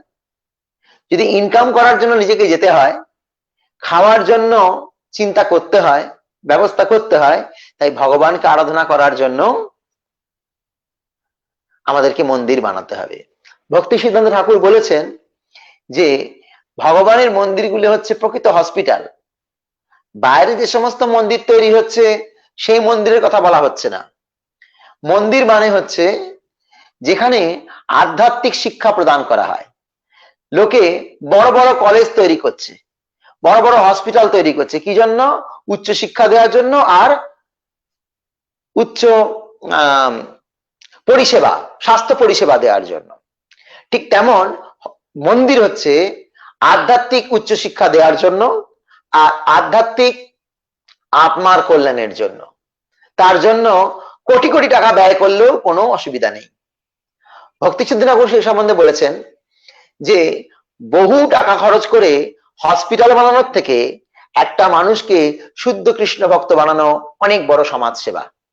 তাই যারা কৃষ্ণ ভক্ত অন্য কোনো সমাজ সেবার থেকে মানুষকে শুদ্ধ কৃষ্ণ ভক্তির পথে কি করে আনা যায় তার আয়োজন করার জন্য বড় বড় মন্দির বানায়, সেটা অনেক বড় সমাজ সেবা। হরে কৃষ্ণ। তরুণ চক্রবর্তী রানীগঞ্জ থেকে, কোন ভক্ত যদি 8টি নিয়ম পালন করে, ষোলমালা জপ করে এবং সাত্বিক জীবন যাপন করে, ভগবানের ভজন করে, যদি তার কোনো কারণে সদ্গুরুর কাছে দীক্ষা না হয়, তাও কি তাতে পশুজনী পেতে হবে? না, তাকে আবার একটা জন্ম দেওয়া হবে সদ্গুরু লাভের জন্য। শুভজ্যোতি প্রশ্ন করেছেন, বলছি আগে ফ্রিজে মাইক্রোওয়েভে এগুলো তে এক আমিষ রাখা হতো, তো এগুলোতে কি পরিষ্কার করে তারপর গঙ্গা জল দিয়ে ধুয়ে শুদ্ধ করে নিরামিষ রাখার জন্য ইউজ করা যাবে? ভালো প্রশ্ন। তো ভগবান হচ্ছেন ভাবগ্রাহী জনার্দন।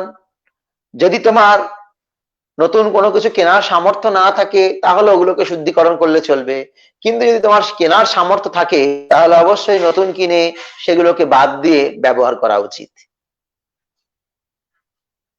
হরে কৃষ্ণ। আবার আমরা আগামী দিন উপস্থিত হব ঠিক দুপুর 3টে এই মাধুর্য কাদম্বিনী গ্রন্থের ভান্ডার নিয়ে। হরে কৃষ্ণ। আর একটা প্রশ্ন এসছে, সোমা দত্ত চিত্তরঞ্জন থেকে প্রশ্ন করছেন, যদি কেউ কোনো ব্যক্তিকে ভক্তি জীবন নিয়ে ব্যক্তিকে ভক্তি জীবনে নিয়ে আসে, তারপর সেও ভক্তি জীবন অবলম্বন করেছে এবং এখনো তার সাথে অনেক ভক্তের পরিচয় হয়েছে, কিন্তু সেই ব্যক্তি যদি আগে যিনি থাকে তাকে ভক্তি জীবনে নিয়ে আসলেন তাকে আর কোনো গুরুত্বই না দেয়, তাহলে কি তার কোনো অপরাধ হয় না? অবশ্যই অপরাধ হয়। সেটা বলা হয় ঘোড়া ডিঙিয়ে ঘাস কাটা। আধ্যাত্মিক জগতে বলা হয়েছে শিক্ষাগুরু আর দীক্ষাগুরু সমপর্যায়ে ভুক্ত, দুজনেই কৃষ্ণের প্রতিনিধি। তাই যে ব্যক্তি এই যে ভুলটা করে যে যে আমাকে ভক্তি জীবনে নিয়ে আসলো তাকে পরিত্যাগ করে অন্যত্র চলে যায়, সে মহা অপরাধ করে। ভগবানের চরণেও অপরাধ, গুরুদেবের চরণেও অপরাধ, শিক্ষাগুরুর চরণেও অপরাধ, সেটা অবশ্যই বৈষ্ণব অপরাধ। হরে কৃষ্ণ।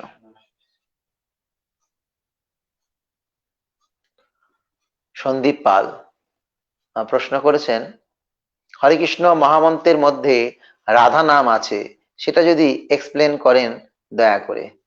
খুব সুন্দর প্রশ্ন। হরে হরে শব্দটা এসছে হরা থেকে। হরা মানে কৃষ্ণের লাদিনী শক্তি রাধারানী। এই আহ্লাদিনী শক্তিকে সম্বোধন অর্থে হরে বলা হয়েছে।